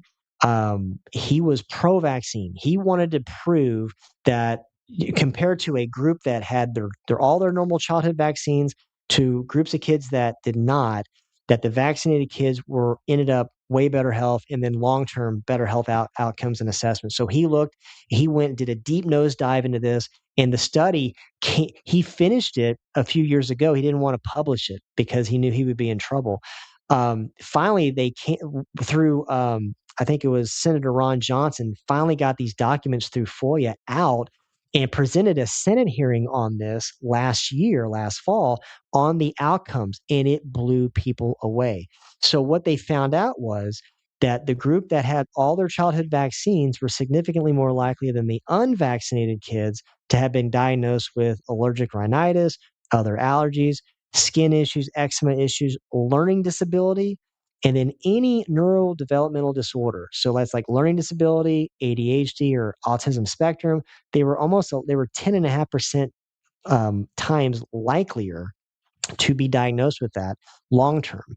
So it's kind of interesting because obviously with regard to acute and chronic conditions, the vaccinated kids were significantly less likely than the unvaccinated to have chickenpox and pertussis. So the short term illness, short term win, but the long term, the contrary to expectation, were significantly more likely to have been diagnosed with ear infections, pneumonia, rhinitis, eczema, and neurodevelopmental delay. So it's kind of interesting, right? It's like something like chickenpox, which really isn't that big a deal. It itches, it's annoying, but you actually build some long term immunity if you have chickenpox, right? Your chance of having shingles doesn't go down, or it goes down quite a bit if you have it naturally. So many kids don't even get chickenpox these days because they're getting shots for it, but then they get shingles. Shingles starts happening earlier. There's been lots of people getting shingles, but same thing with measles. Measles is really a nothing burger for most kids. You rarely see you just for a lot of years there's no deaths from measles. I'll just say that there's just none. And if there is a rare sad outcome assessment on that, usually that's a kid that like they say other medical issues, like they have cancer, really weak immune system, very sad stuff, but just you don't really see it. Measles, if you're able to contract it and then overcome it very easily, it sets you up from like cancer protection, like non-Hodgkin's lymphoma. You're less likely to develop that later on in life. There's some really neat things that happen when we let our immune system handle something that we have a very high probability of not having an issue with as a child versus later on in life. And we're not doing that these days with kids. So get this, the vaccinated kids were more likely to have used antibiotics, allergy fever medications, fitted with ventilation ear tubes, like, ear tubes, visited a doctor for health issues in the previous year, and had been more likely to be hospitalized. So it's kind of like the more we participate, the more likely we just end up in the system. So one of the neat things about being very natural with the kids is, we don't, our kids have never been to a pediatrician. My kids are 13 and 10. If there is an issue that I think is serious, we take them to the emergency room and figure that out. But like, we just don't have any need for a pediatrician, right? Because we're not following the vaccine schedule. This is another one. Again, we're getting into the immune stuff, so I'm hoping this is really hitting some buttons and it's making sense. Fever means you're sick, and man, This one is hard to shake that stigma like I'm sick because I'm running a temperature. What if we flip the script on this and we started identifying like, no, you're not sick. Your body's actually doing exactly what it's designed to do. Your body's actually very healthy. It's heating up the internal temperature to kill off a pathogen or a virus or a bacteria. That's the job.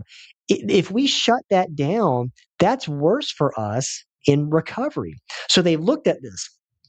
A University of Maryland study looked at two groups of people with influenza A, so flu. One broke their fever taking Tylenol. The other group didn't do anything. They just sweated it out. They just, did nothing. They just waited the thing out. This is interesting, right? The group that broke their fever stayed sick 3.5 days longer than the group that let the fever do its job. Now, why would that be, ladies and gentlemen? Tell me in the comments. Why do you think that would be? Why did the group that broke their fever, so that it wasn't 102, it was back down. Why did they stay sick longer than the group that just let it go and break naturally? You guys seeing this? This is thermostat stuff. I think it's kind of funny. It says this is just an old school, like Gen X boomers. You guys, we were on that same boat. This thermostat, we didn't really like this one because it was put in places we didn't want a thermostat or thermometer being put. You guys get what I'm saying? But now everybody's got the forehead and the ear temperature one. So he's saying, you whippersnappers think you got it tough. Gather around and let me tell you where I've been. Yeah, technology's gotten a little bit better with seeing where you're at. But the reason that is that would happen in that study is because what really happens during the fever response, it slows your pathogen growth, boosts your white blood cells, speeds up metabolism and healing, activates protective proteins, and builds a tolerance to future sickness. This is the one that people don't realize. This is like the $1 million question. If you can get something naturally and overcome it, you have like the Ferrari of immunity, as Del Bigtrey would say. The Ferrari of immunity, you have a robust immune response that now has memory and antibodies to future strains that they might be a variant. Your body can recognize those variants, attack them, handle them, eliminate them, and you don't even know what's going on. You have no fever because your body's doing its job. For people that take vaccinations, especially like you saw this with the COVID and the flu, is that negative efficacy. The more you take them, the weaker the immune response actually is to flu and to COVID. That's why people are still on they're on their eighth or ninth booster right now of COVID. And it's like, you're just becoming a COVID manufacturing plant in your body versus getting COVID once, maybe a variant, and it's like a nothing burger. So it's interesting that people don't think about that. And so this principle of what we teach patients, we really try, is that innate intelligence, which is the body's internal organizing intelligence, it never injures or destroys the structures in which they work, meaning they're constructive, they're not destructive. So your body's always trying to work and heal yourself. It's never trying to harm you. It's trying to heal you. Now, if you're not healing properly, we're going to get to that here on this last myth. There's something with that innate system that's being blocked. And if you can find that and unblock it, so to speak, your body can work and heal a whole lot better. But there's immunity builders. This is going to be one of our bundles that we feature today. And while we're doing that, let me actually put this number up here because again, a lot of you are maybe don't have a order form at your house. You can text this number. This is our office number. Text the office now. You can take advantage of the bundles. This is going to be our immune builder. These are things that we're not taking in place of an immune system. We're taking these things because most people are pretty deficient of these in our country, especially vitamin D3. People don't get out in the sun. When they get out in the sun, they're covered in harmful suntan, lotion that has a bunch of chemicals in it. So we need vitamin C, we need vitamin D3, we need zinc. Now, the reason that I like these, and we take these in our family, they're in our house, they're very regularly taken. Well, they're pure path, meaning that they're regenerative organic ingredients. But I like these because these are usually synergistic. They have multiple functions. The vitamin C is pretty cool. The vitamin C has calcium ascorbate, 1,000 milligrams of vitamin C. That is a buffered vitamin C that passes through your stomach. It doesn't bloat you. Like if you just take calcium citrate or something, you can't take 1,000 milligrams. You're gonna bloat.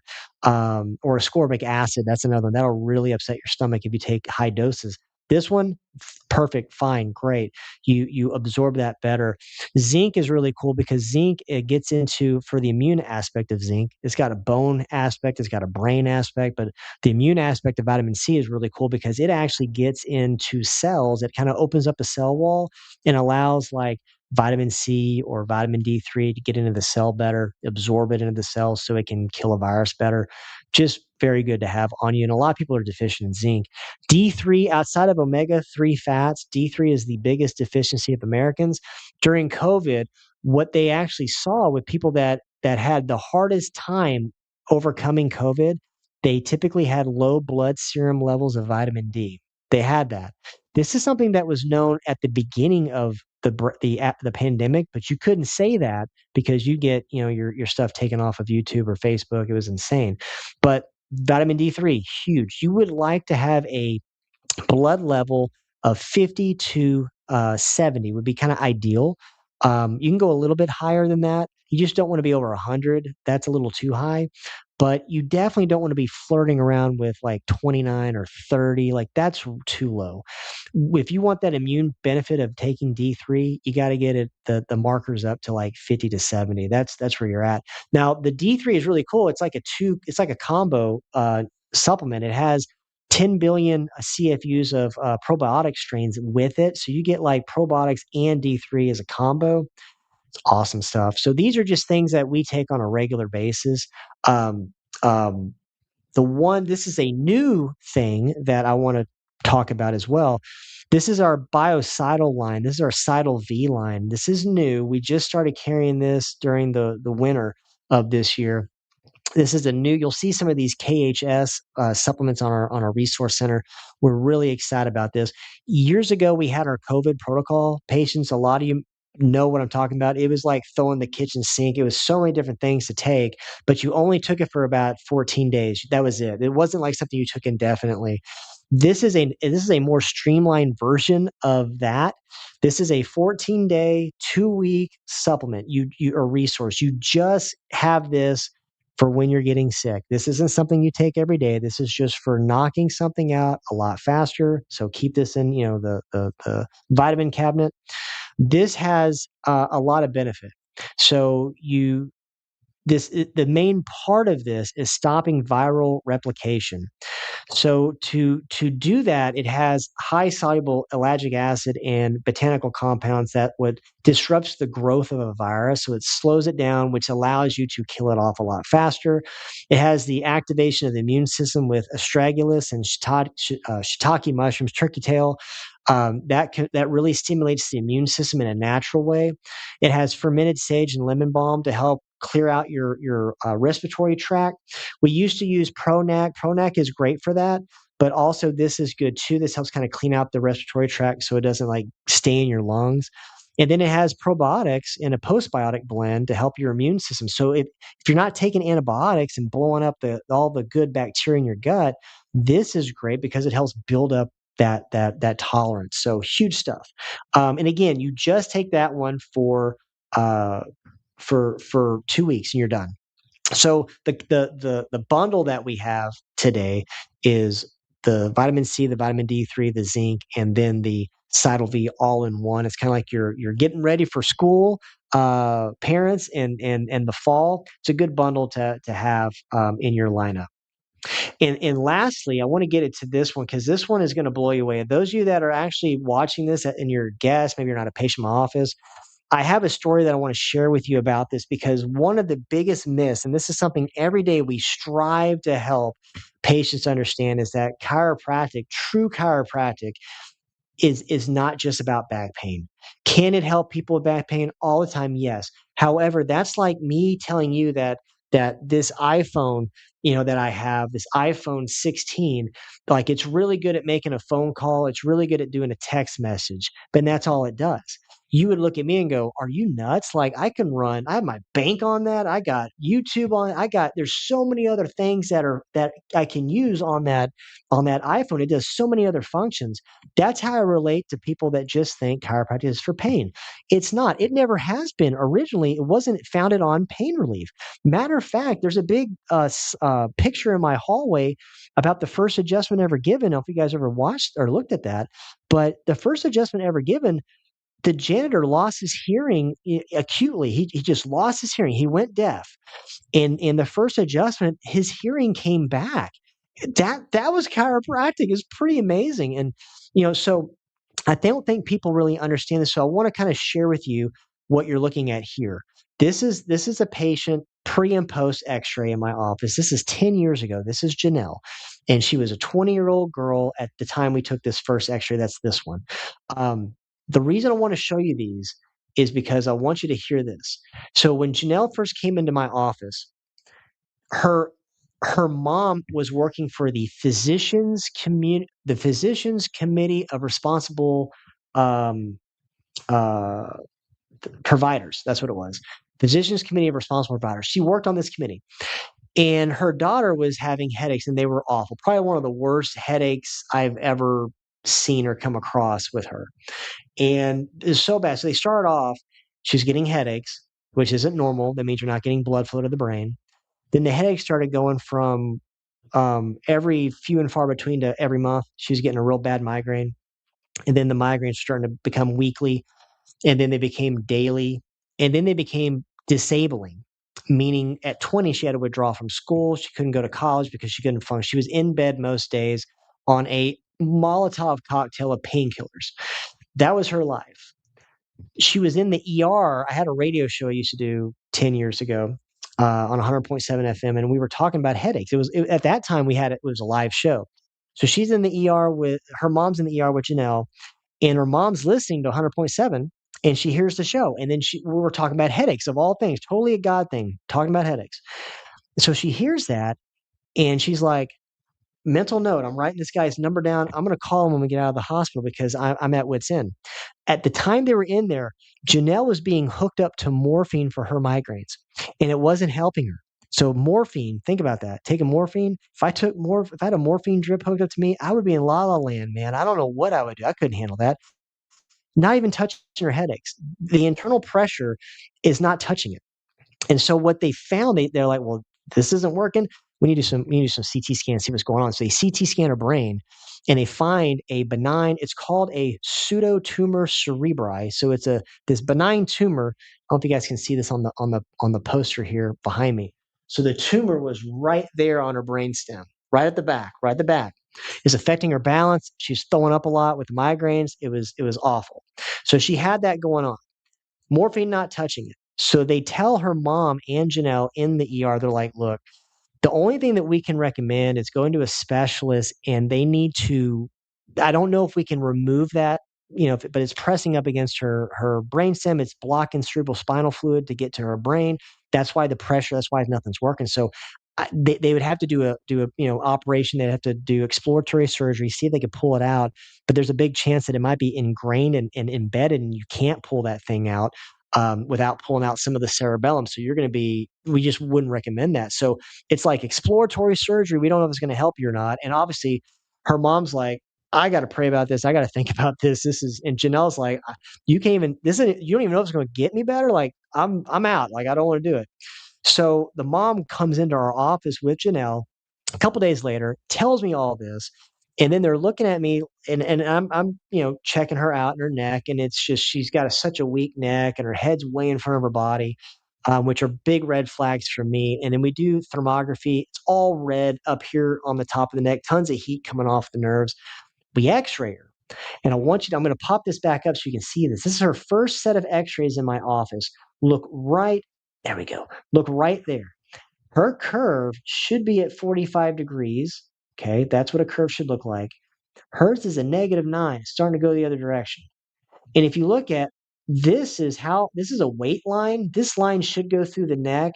Hers is so far out in front of her her body, her head's in front. That's horrible. That's a big red flag. What people don't understand is you see the x-ray here, it doesn't look good.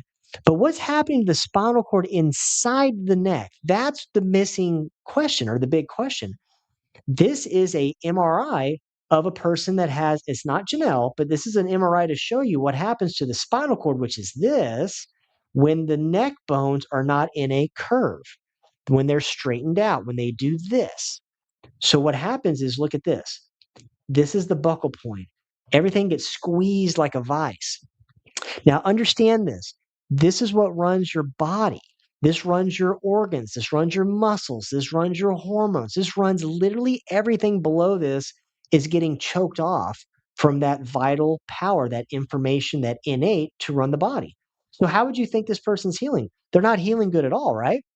But Janelle had no pain, no neck pain, like you would think, no neck pain at all, just the debilitating migraines. But her neck felt fine. It was just very weak. So I showed her the X-rays, and I explained to her this is what's going on, and she's like, "Do you think this can actually help me, Dr. Wall?" I mean, she's like, I mean, for sure, I'll do it if you think it's going to help." And of course, I'm being realistic with expectations with anybody that has something like this. This is pretty extreme, and I tell her, "Look, I'm like Janelle, I don't know about the tumor, I don't, but what I do know because I know anatomy very well." The more curve we get back with you, the more blood flow you're going to get, the more cerebral spinal fluid you're going to get. I know that for a fact. And I know the more pressure is going to be off of your spinal cord and your brainstem. I know it's going to improve your life by a lot. It's going to reduce the amount of headaches you get. It's going to reduce the amount of duration, how bad they are. I really think you're going to be able to get back into school but it's going to be a process. We're not fixing this in one day. And she's like, okay, fine, let's do it. Like you're actually giving me hope. Nobody else is giving me any hope. So we do her first adjustment. I adjust her. I tell her I'm going to call her, later. I like to call you guys after we adjust. I call her, and she's answering the phone, and she's crying. And of course I'm like, oh, what's going on here? I'm like, Janelle, what's going on? Are you okay? And she's like, I'm really discouraged, Dr. Wall. And I go, oh, well, what's going on? Tell me what's going on. And she goes, for the first time in 2 years, I didn't have a headache for about 5 hours. And of course I'm like, hallelujah, this is awesome. That is great news. And then but she starts crying. She goes, but it's coming back. And she goes, I'm just super discouraged right now. And I had to kind of explain to Janelle, I'm like, Janelle, listen, look, I'm like, I know it sucks right now that it's coming back, but your body just showed you that it can heal you. It showed you that this is what it needs. But remember, you have no curve in your neck. We got to not only adjust you, we got to repair the muscles. We got to get you stronger so you can keep that pressure off. And so I'm like, that's why we didn't see her like once a month. We saw her 3 days a week for 6 weeks. And then we re-x-rayed her to check her progress. But all during that time, this is what we did. She was rehabbing her muscles every day in the office. She did this. We had home care we prescribed her. She did it every day at the house.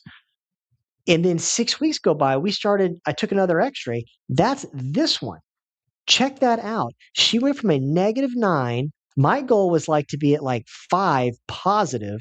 She ended up being at 34 degrees positive. That's crazy fast. That is not normal. That's very, very rare. But look at the difference in the spine. Neck curves curving. So what happened was all that strain in the spinal cord, you started seeing the tension come off of it. And then her body started healing. Her body started working better. And again, it wasn't us healing her. Her body was healing her. We just removed the interference. That's chiropractic. But get this, at that 6 week mark, she was off all her migraine medications. Can you believe that?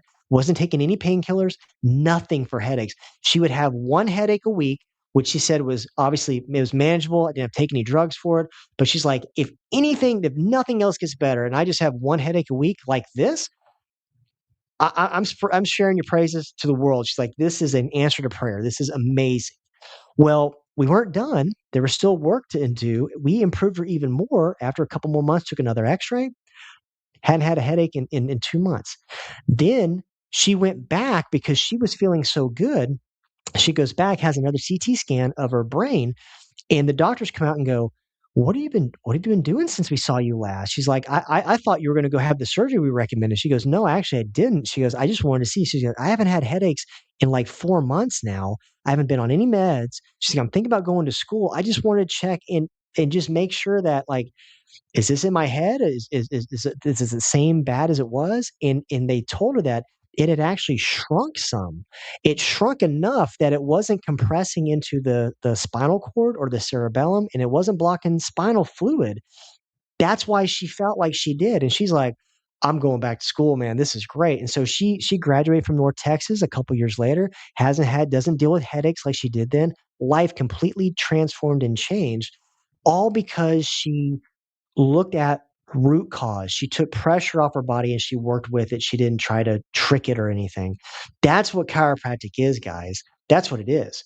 When these nerves get blocked, I don't know if you guys can see that. When the nerve gets blocked here on this model, that's the circle one, that's smaller. Whatever that nerve goes to, which could be an organ, it could be a muscle, it's not going to work at 100%. And you're going to have problems from that because of stress. It's got to work harder.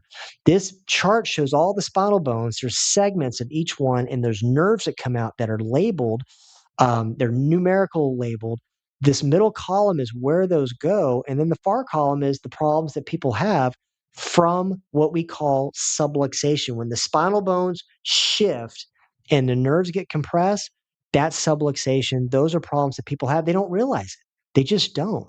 This one is big. I always tell my team, because it's easy to see, wow, I've never heard this before. Yeah, I can see that. I can see how it helps people with their headaches or with their digestion or with their breathing or with their sciatica or their radiculopathy. I see that, Dr. Wall. But will it save lives? Yes. And this is what people don't get, because if you look at the studies, and I look at a bunch of posture related studies because that's our wheelhouse. We're all about getting you better posture. But posture studies are not good long term. If you have really bad posture, you have degeneration, if you've had surgery on your spine, the outcomes aren't great if you do nothing. They can be improved, but they're not good. So matter of fact, there's a couple of studies. One is from the Journal of Geriatrics in 2004. Was a lot of people that their head starts going forward in front of their body, and they start getting. Let me show you this better. So the head. I'm going to pull the microphone off here, but the head. You see this forward head posture, and the shoulder rolls in. People that have that, they start getting this hump to form on the back of their spine. If you have that happening, that's not fat. That's chronic swelling or inflammation. They can predict by looking at your x-rays. The study was showing the hump on your back could be increasing your risk of mortality. It could be killing you earlier than God has designed you to leave this world. It could be doing that. There's another study by I forget where it was, but the study was they checked outcome assessments of people that had their head in front of their body. So again, bad posture. The further the head was in front of the body, not only did it cause more pain and spinal problems like disc degeneration, arthritis, but literally people that they had every outcome, like their blood pressure, their blood sugar, their digestive, regularity, their immune system, their breathing output, any metric that they looked at got worse with each group that had the further forward head posture. Posture got worse, health outcomes across the board got worse. This is another one you need to pay attention to because this one came out 3 years ago. So this is a fairly new study. This is all on something called cervical myelopathy, degenerative cervical, so DCM. What is that? That's a fancy word for degeneration, osteoarthritis in a person's neck. So they looked at people like this, and man, look at this. So what they found out was it's a form of slow moving, evolving spinal cord injury. So they call it an injury of the spinal cord. I call this, Monday or Tuesday afternoon at Dr. Wall's office, I see a ton of people that have this, and they have no hope. They literally were it. They don't want to have surgery, or it's getting so bad that they're contemplating surgery. But they heard that we can help people. We get this every week. Here's the thing. While changes in dexterity, so how you move, your gait, moving your arms and legs, Bladder function, limb pain, and sensation are the focus of the current assessments. This underrepresents a disease which can affect the whole body from internal organs such as the cardiorespiratory system to perhaps even cranial nerves, to how your brain works. Okay. Surgery to remove the mechanical stress. So basically, there would be a surgery right there. Basically, they would actually go in there, put a titanium plate in the front. They'd put 2 sets or 3 sets of screws in this case, they'd put 3 sets of screws to fuse that area together, and then that's it. And then they send you home, do some rehab. That what that does, that's the mainstay of that treatment is surgery. Life expectancy is reduced in those undergoing surgery. It's reduced. You don't live as long after you have that done. Think about that. I tell my team all the time, guys, maybe maybe, Mrs. I'm just saying it, and they like Mrs. Jones, maybe Mrs. Jones has a bad attitude when she's coming in, but she's suffering. And listen, we can help change her life. When then we see the extras, we're like, look, this is going to help save her from early death. Like this can really save her life, keep her around for her grandkids and her spouse longer, her kids longer. That's it's from our team. It's hard to hear that and go, chiropractic, improving your life or having you have a longer lifespan. That's why I say that, because it's absolute fact. And get this, as bad as that is, what the study also showed, if you can restore that curve back to a better state, it can be restored with timely treatment. It can actually stop that life expectancy being reduced. Degenerative cervical myelopathy, guys, pretty crazy, right? I think it's pretty just insane just how much this can actually help people. You know, if you're watching and you're not a patient, if you're a patient and you've been trying to get your spouse in, you've been trying to get your kids or your family or friends, this is a huge opportunity for them, for you guys that are guests to come into our office, have us examine your spine, let you know exactly the health of your spine and your nervous system. And if there's an issue, we can show you how we would go about taking care of it. And then it's your choice. Obviously, it's always up to you. We never force or do anything of that nature, but we provide solutions and outcomes, and we're darn good at what we do. Um, but what this includes, full consult, full exam, thermography scan, and digital x-rays. Normally we charge $105 for a new patient appointment.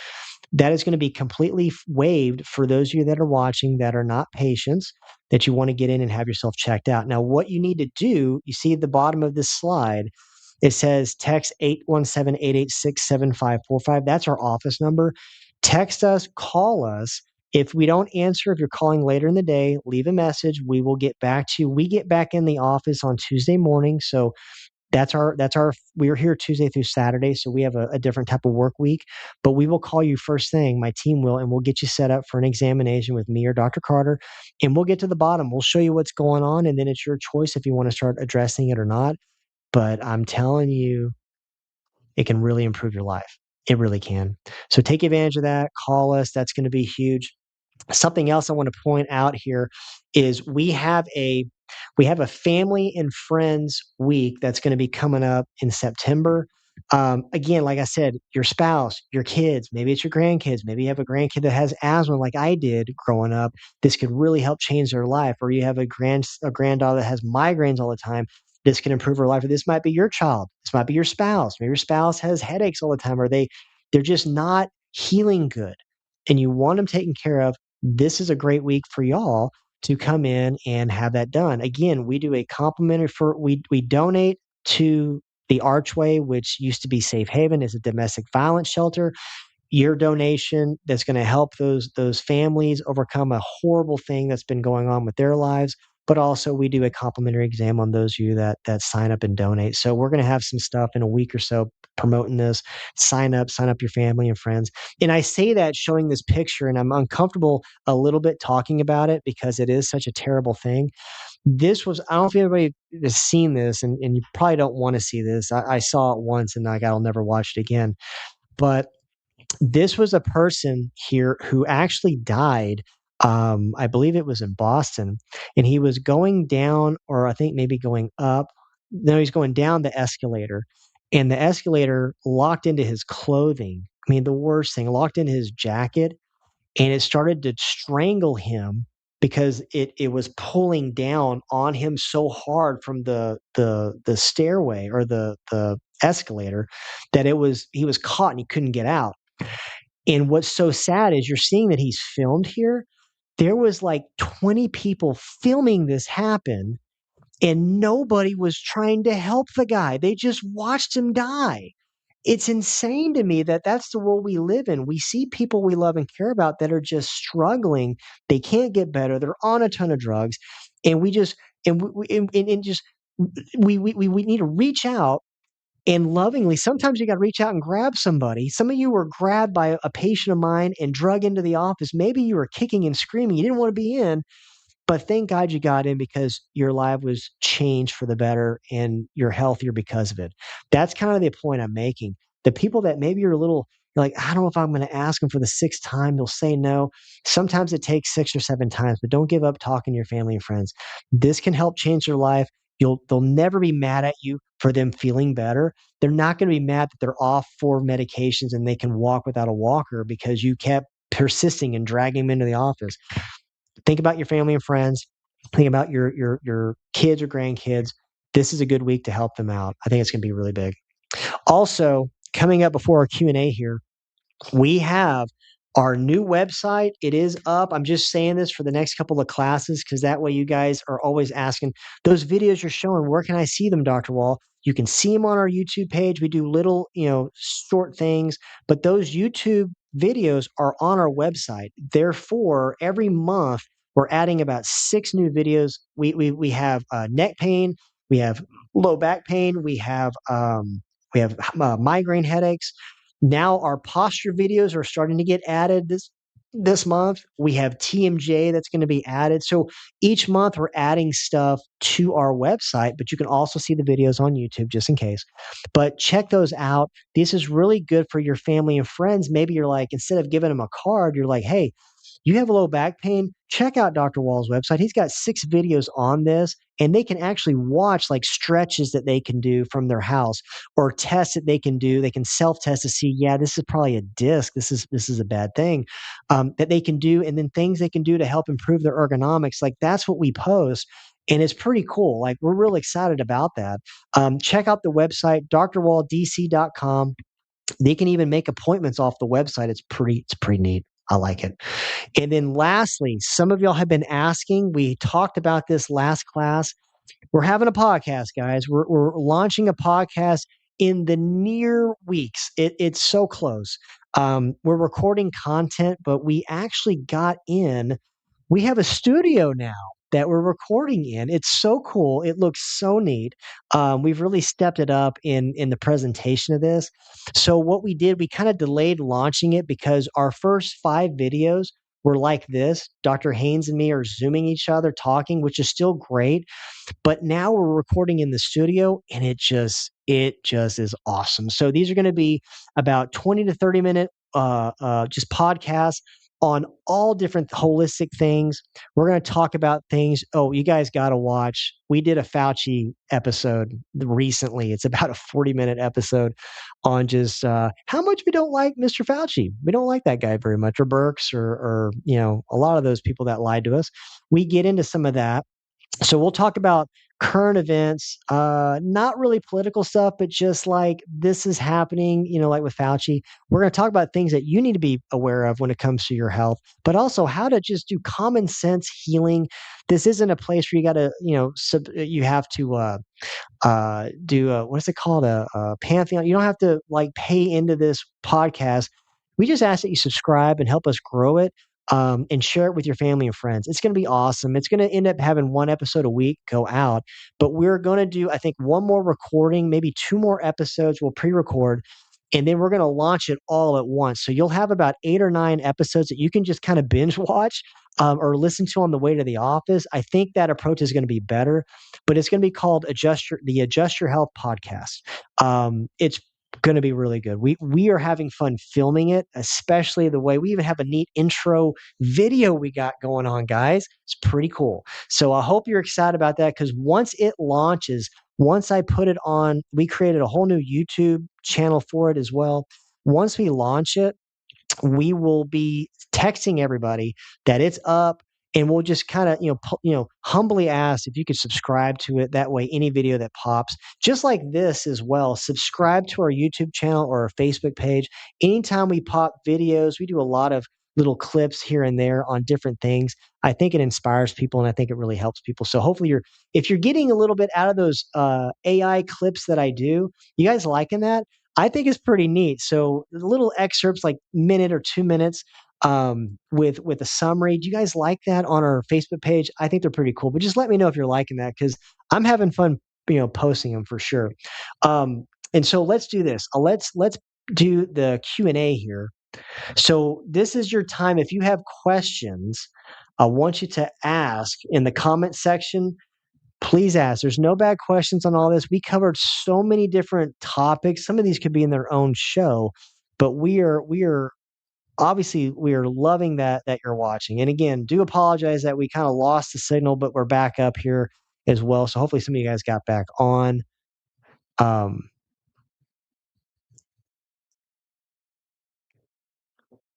all right. I'm so glad you guys were watching. Man, Ron, you and Betsy, you guys are just warriors. I love that. I don't think you ever miss a class. I love that. I love that.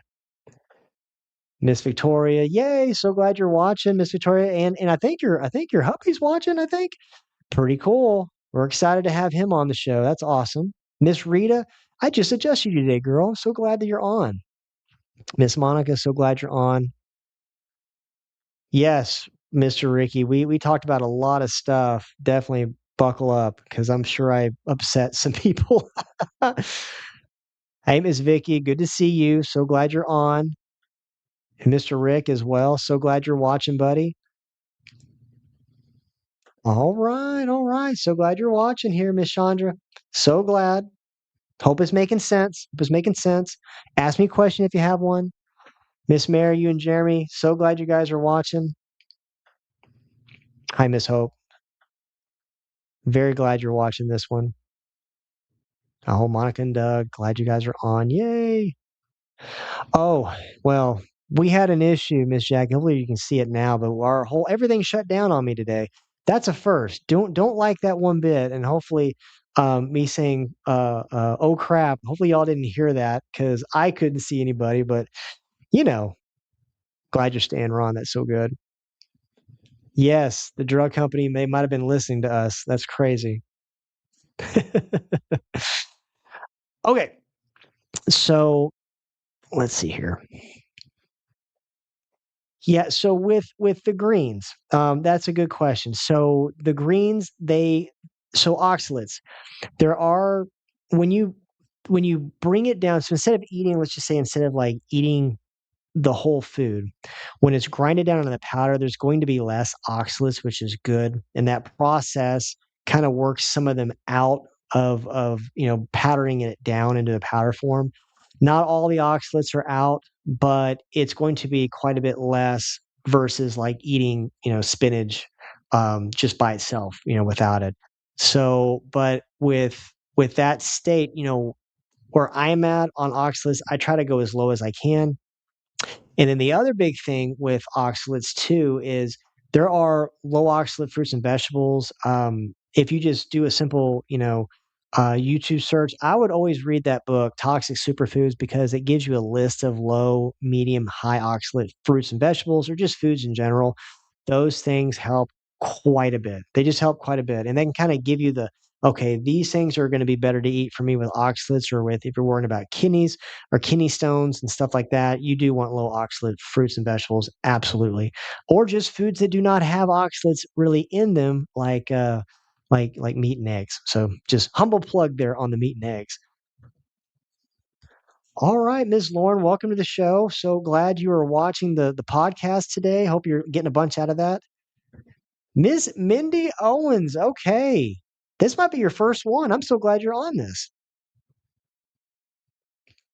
Okay, good question here from Ron. Can you take too much probiotics? Yes, I believe you actually can. I believe you can. So if you're doing like the greens powder, or if you are doing what are some other ones? The gut barrier that we have, the digestion detox, those come with a good amount of probiotics. I would recommend if you are doing those those supplements or powders, I would probably not do the D3 with probiotics because it's more.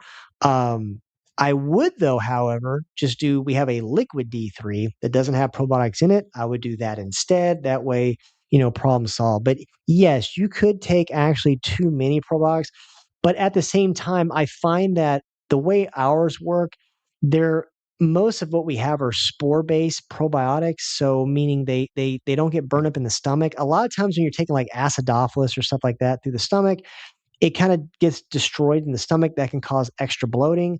But when they pass through the stomach and not get destroyed, spore-based probiotics like Saccharomyces will do that, or Bacillus coagulans is another one that will do it.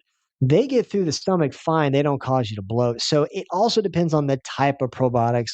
So if you're just doing acidophilus and stuff like that, yeah, that's probably just not the best probiotic I would take. I'd probably do like Saccharomyces. So that's a good question.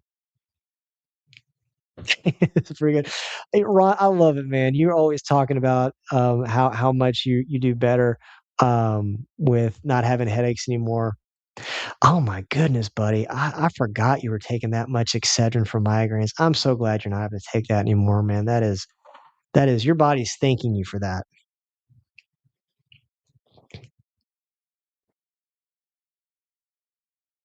Oh, you're welcome, Miss Lauren. You're welcome. John, I'm glad I'm keeping it PG on the rants. Yes, I definitely I try to, man. I want to scream sometimes, but I'm glad you guys are with me on this. Yes, more people need to hear it. And it's insane. Look, I had those little Facebook clips that we do. I had to take one down during our vacation. Well, not a funny story, but an interesting story. We had one of those clips that go on our Facebook page. It's not on there anymore. One went viral. And I mean crazy viral. Like we were on vacation and I have my I only time I wear my watch is if I'm hiking or running, and it's connected to my phone. Well, we're on a hike on vacation, not trying to think about the office or anything, and my watch is just and phone are just beep beep beep beep beep beep beep beep, beep, beep with comments, and I'm like, whoa, what's going on with my with what's going on with our Facebook page? And we were talking about cholesterol and how you really shouldn't just drive it down with statins because you need cholesterol like that's your body's repair mechanism, hormones, all that good stuff. It was about a minute clip, and that thing went viral in 3 days. We had 400,000 views. We had 10,000 shares, and we had about 1,200 comments in 4 days. And I got to tell you something, that freaked me out. I was uncomfortable. I didn't like that. I had to kill it or delete it because I wasn't relaxing on vacation. And about 8 out of 10 comments were great. People were agreeing. People were like, "This happened to me. This happened to me. He's right." And then we had about 20% of the comments were just god awful. I mean, people wanting they're wanting to find out where I worked. People were wanting to find out my license information. They wanted to report me. They wanted to take my license away, jail me. I had another guy that wanted to do other stuff to me. It was insane. And so I'm like, we'll just take that one down a little bit. But it's crazy. So those little things. I can't wait for us to have a podcast. We'll see how fun that goes. But yeah, interesting. So Monica's got a fun one, a good question here as well with bone broth. So did I say that bone broth protein was a little better for us if we have yes. So if you do have a sensitive stomach and you bloat, if you do have a sensitive stomach, bone broth protein powder is going to be a game changer for you. It's actually hypoallergenic, so it's going to be super safe for gut issues, for inflammation. If you have IBS, any of that stuff, you'll handle the bone broth because it's very gut healing. It's soothing and it helps with the lining of the gut. Very helpful. So people that do the bone broth, they're like, man, I love this stuff. This is great. I don't bloat after I do this. Because some people, when they do whey, if they have a allergy to casein or lactose, because some of these whey protein powders are made really bad, they're isolated whey. So if you do that, Typically, it's going to bloat you. You're not going to feel really great after you have that. So I think that bone broth, I just know for me, that's what I prefer. And most of our patients prefer the bone broth as well. That's why we actually stopped carrying the whey protein. We do have a plant one, we have a plant based one, but we have the bone broth, and that's it. I have a veggie version and then a animal version of protein that you can get. So we still want to help people wherever their journey is, whatever plan or nutrition they're eating. But that is going to be a lot better for stomachs. So hopefully that makes a little bit of sense to you guys. You had some good questions today, especially these questions we've had today have been really good. I think we might have lost some people when our stream went down, but I'm glad that a lot of people are watching. Hopefully this will save. You can rewatch it if you kind of missed a segment. You can rewatch it. It's going to save to YouTube and Facebook. But yeah, if you're a guest, get in here, call our office, 817-886-7545. Text us. We will get you set up. We'll start taking care of you and getting you healthier. But for everybody else, man, we love you guys. Have a great Saturday, and we will see you next week in the office. Have a blessed one, guys.